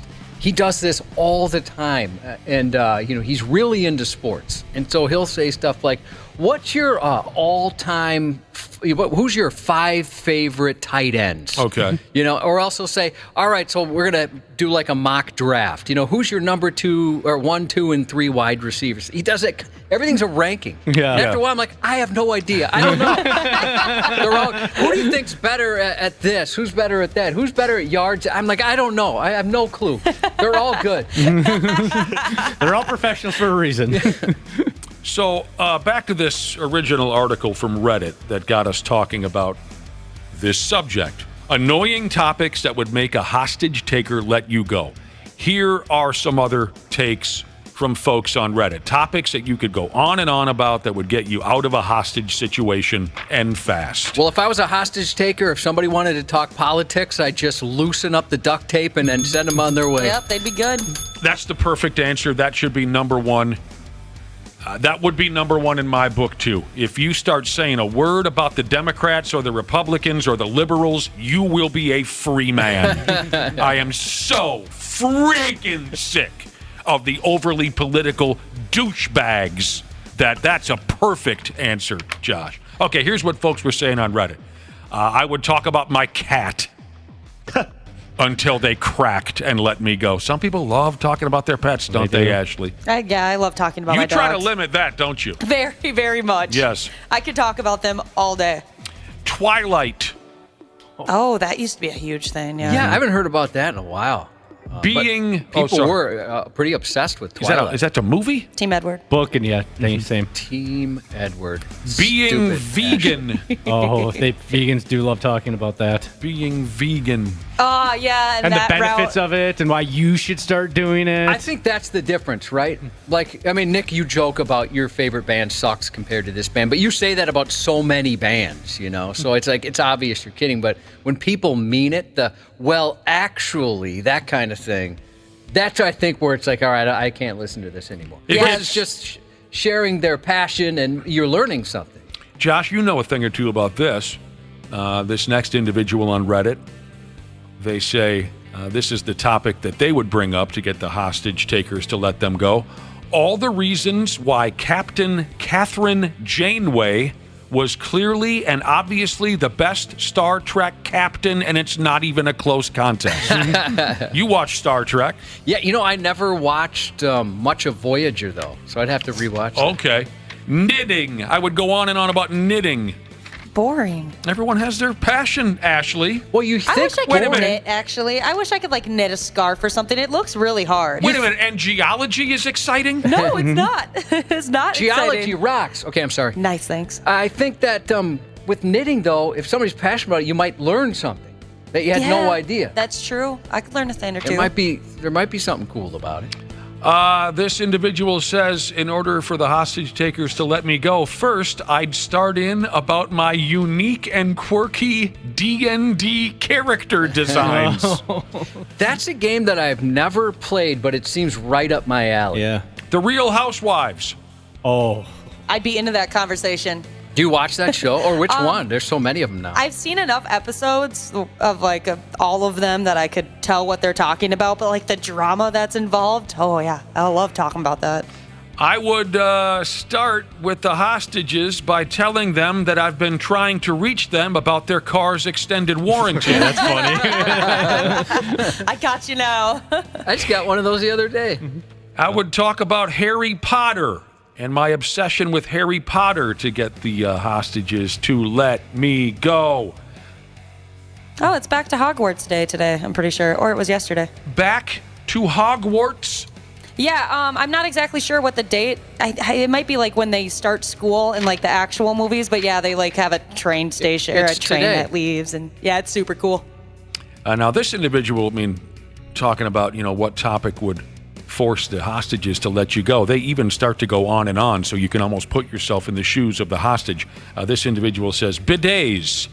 I legit would do my hardest to make my captors buy bidets. Just because you're a criminal doesn't mean you need to wipe like a medieval peasant.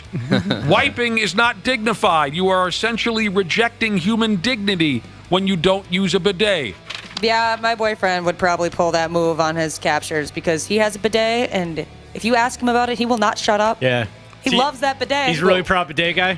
I get very itchy. Does it help with the itch? Because toilet paper sure does. I don't know. I used it once, and it scared me too much. I don't want to use it again. All right, since we have a geologist in the room, maybe you know what this is. In closing on the topic, this individual would bring up Swarovski crystal. I could talk for days and talk your ears off about Swarovski crystal. I've been a collector for over 40 years. Oh, I'm not really sure on that. I'm not really a crystal person. I've seen one of those stores before. Yeah. Does that fall under the category of geology?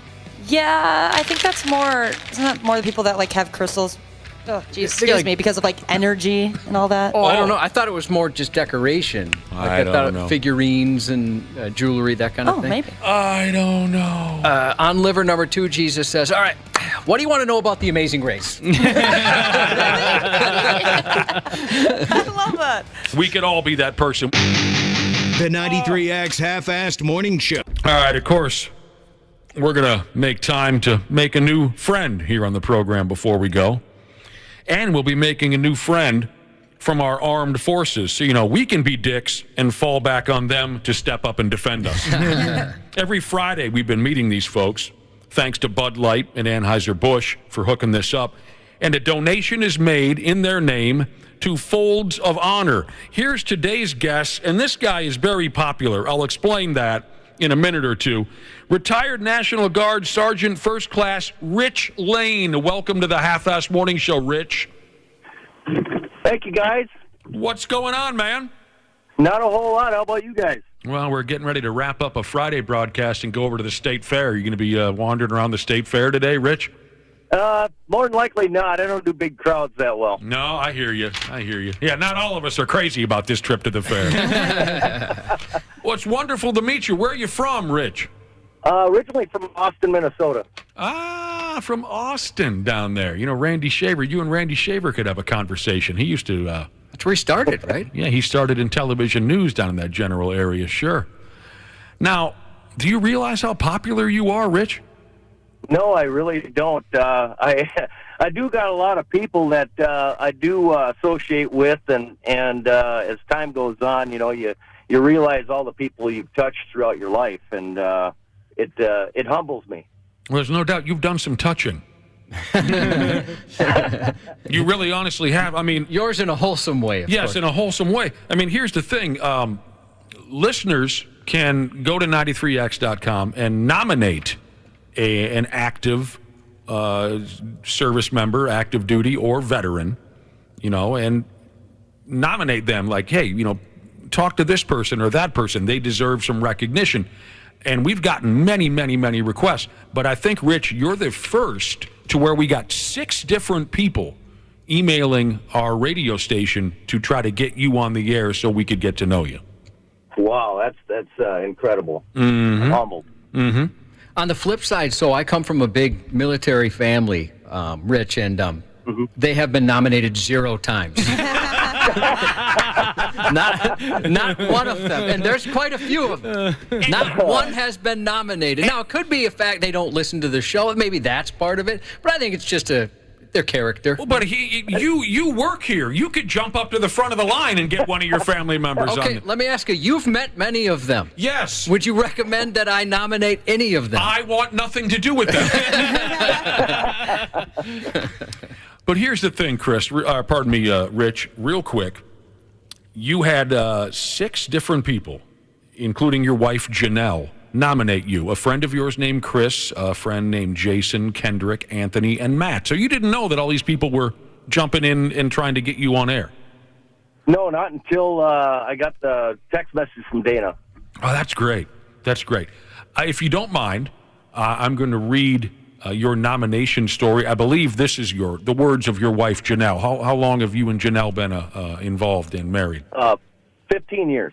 I'll be damned. Oh, that's impressive. Here's what the wife said about you, Rich. Rich is a well-decorated, retired E7 from the Minnesota National Guard. What does that mean, Rich? Because I'm not that learned on the... Sergeant First Class. Sergeant First Class. Retired E7 from the Minnesota National Guard, who served for 20 years and was involved in 3 deployments. He entered the military later in life than the average soldier. That's something I wanted to ask you about. You got involved at 36 years old. What was behind that decision, Rich? Well, my brother was the one that kind of made me think that I had to do something bigger and better and be part of something bigger and better. And he got in at 32. And I'm like, man, if he can do that, I think I can do that too. Mm-hmm. And like I say, I just wanted to drive forward and like I say, just be part of something bigger and better and give back to the community and the state that I live in. It's impressive. That's awesome. What were you? Sorry, I was just going to ask. Were you in some sort of law enforcement or maybe a related field of some sort? Well, it was kind of funny. I was brought up by my grandmother, which was a secretary for the chief of police in town there in Austin for 40 years, bless her soul. And so, yeah, I didn't have many friends unless they had a party. Then I was going to be invited because it was a free get-out-of-jail-free card. Genius. Well, that brought something else to mind. Josh and I are both from big law enforcement families. We've never had any of them on the air either. That's true. We have all these family members with important jobs, but yet they're shady bastards. It's true. That there's no way we would. Okay. You worked your way up to platoon sergeant, according to your wife's entry on our website. You've made many sacrifices, missing birthdays, holidays, special family occasions. You mentor and help motivate soldiers, and you never stop short of helping a fellow or current former soldier whenever they're in need. What kind of things are you getting involved in there, Rich? Not only their physical being, but their mental being too. You got to have a really good mental state to kind of deal with some of the things that we deal with going forward, even going on deployments or not going on deployments. And the biggest thing in the military is you got to be not only physically ready, but you have to be mentally ready also. Absolutely. That impresses me too. On such a high scale. I had thought, like Nick and I said, both of us come from military and law enforcement families, and of course it was something we considered. And then, it didn't work out for me. I just didn't think I'd be right for it. And then I thought maybe I'll be a dispatcher. But I don't think I have the mentality for that, honestly, just to not even being in person, but just hearing some of these stories. So it's amazing what you guys are able to do. And like you said, that's such an important point of this, is being mentally ready for something like that. Is that something they train you, or is that just something you took on yourself? Yeah, it's kind of like one of them things you kind of train yourself to do. But, it's kind of like this, you got to be able to help yourself before you can help others, because if you're kind of screwed up in the head too, you don't really want to take that to the next level, to the next guy. Absolutely. Yeah, it's important. That makes sense. Your wife's little story about you here, Rich, closes out by saying your new passion is fishing. What do you fish for? Where do you go, Rich? You don't got to give away your hot spots, but what do you, walleye? Honey hole? Yeah, what do you do? I like just being out there, taking it all in, and really just, it's kind of like my zen. If the fish aren't biting, at least I'm out there enjoying every moment that God put me on this earth for. There you go. It's awesome. What were some of the standout memories from your time in the National Guard? Well, I think one of the biggest ones, they call it the green light, and usually the green light's the drinking light on weekends when you can kind of sit down and kind of kick back with the Joes and get to know them a little well. I think for 9 years I was with the infantry group out of Albert Lee, 2135. Love you guys. And when I seen the green light come on, usually NCOs, which is your non-commissioned officers, your sergeants and above, would have to babysit and make sure that the other guys wouldn't get out of line. And so as soon as the green light came on, they all fled over to the PX and grabbed all their booze that they were going to be drinking for the evening, and just happened to see a couple of privates over there. They grabbed a handle of Captain Morgan, and they were just taking little pulls off it, and I'm sitting at the end of the bay going, what in the world, they're just taking little pulls. I'm like, well, I couldn't take it anymore. I got up and went over there, grabbed the handle from them, spun the cap off, and I downed the whole thing, except for maybe an inch or so, because I didn't want to leave them without any. Yeah. And then I looked over in their cooler, and they had the big silos of beer, and I slammed 2 of those, and I said, well, when you guys grow up, I'm that sergeant at the end of the bay. That's great. The man is a machine. Yeah, sure is. I'll tell you what. Rich, we also learned that you enjoy our radio show. We appreciate that very much. Is there, before we let you go, seeing how you listen to our show, is there a sound bite we can play for you? Kangaroo panties or maybe Wapple being tased, or Josh's sax solo? Is there anything special you'd like to hear before we let you go? No, that's great, but I've got a safety brief for Waffle. Oh, good. We could use something like that. So, it's a long weekend, and usually what we do as platoon sergeants or section leaders, we usually give a safety brief for big weekends and stuff to make sure our people stay in line. Sure. And now that I'm retired, I think I can hand that over to everybody else that's in the listening area. But anyway, it goes, don't beat your wife, don't beat your kids or your husband, don't kick your dog, and Wapple, this one's for you. If you go to jail for DUI, achieve dominance early. That is good advice. Yes. I just go instantly to fetal position. Retired Sergeant First Class Rich Lane, it's been a pleasure getting to know you. Have a great Labor Day weekend. Thanks for your service, and it's been, I hope we run into you again some other time. Definitely. Man. Thanks, you guys, and thanks everybody for nominating me. That it makes me humble, especially Chris. Thank you. Cool, man. Yeah. Have a good one, Dan.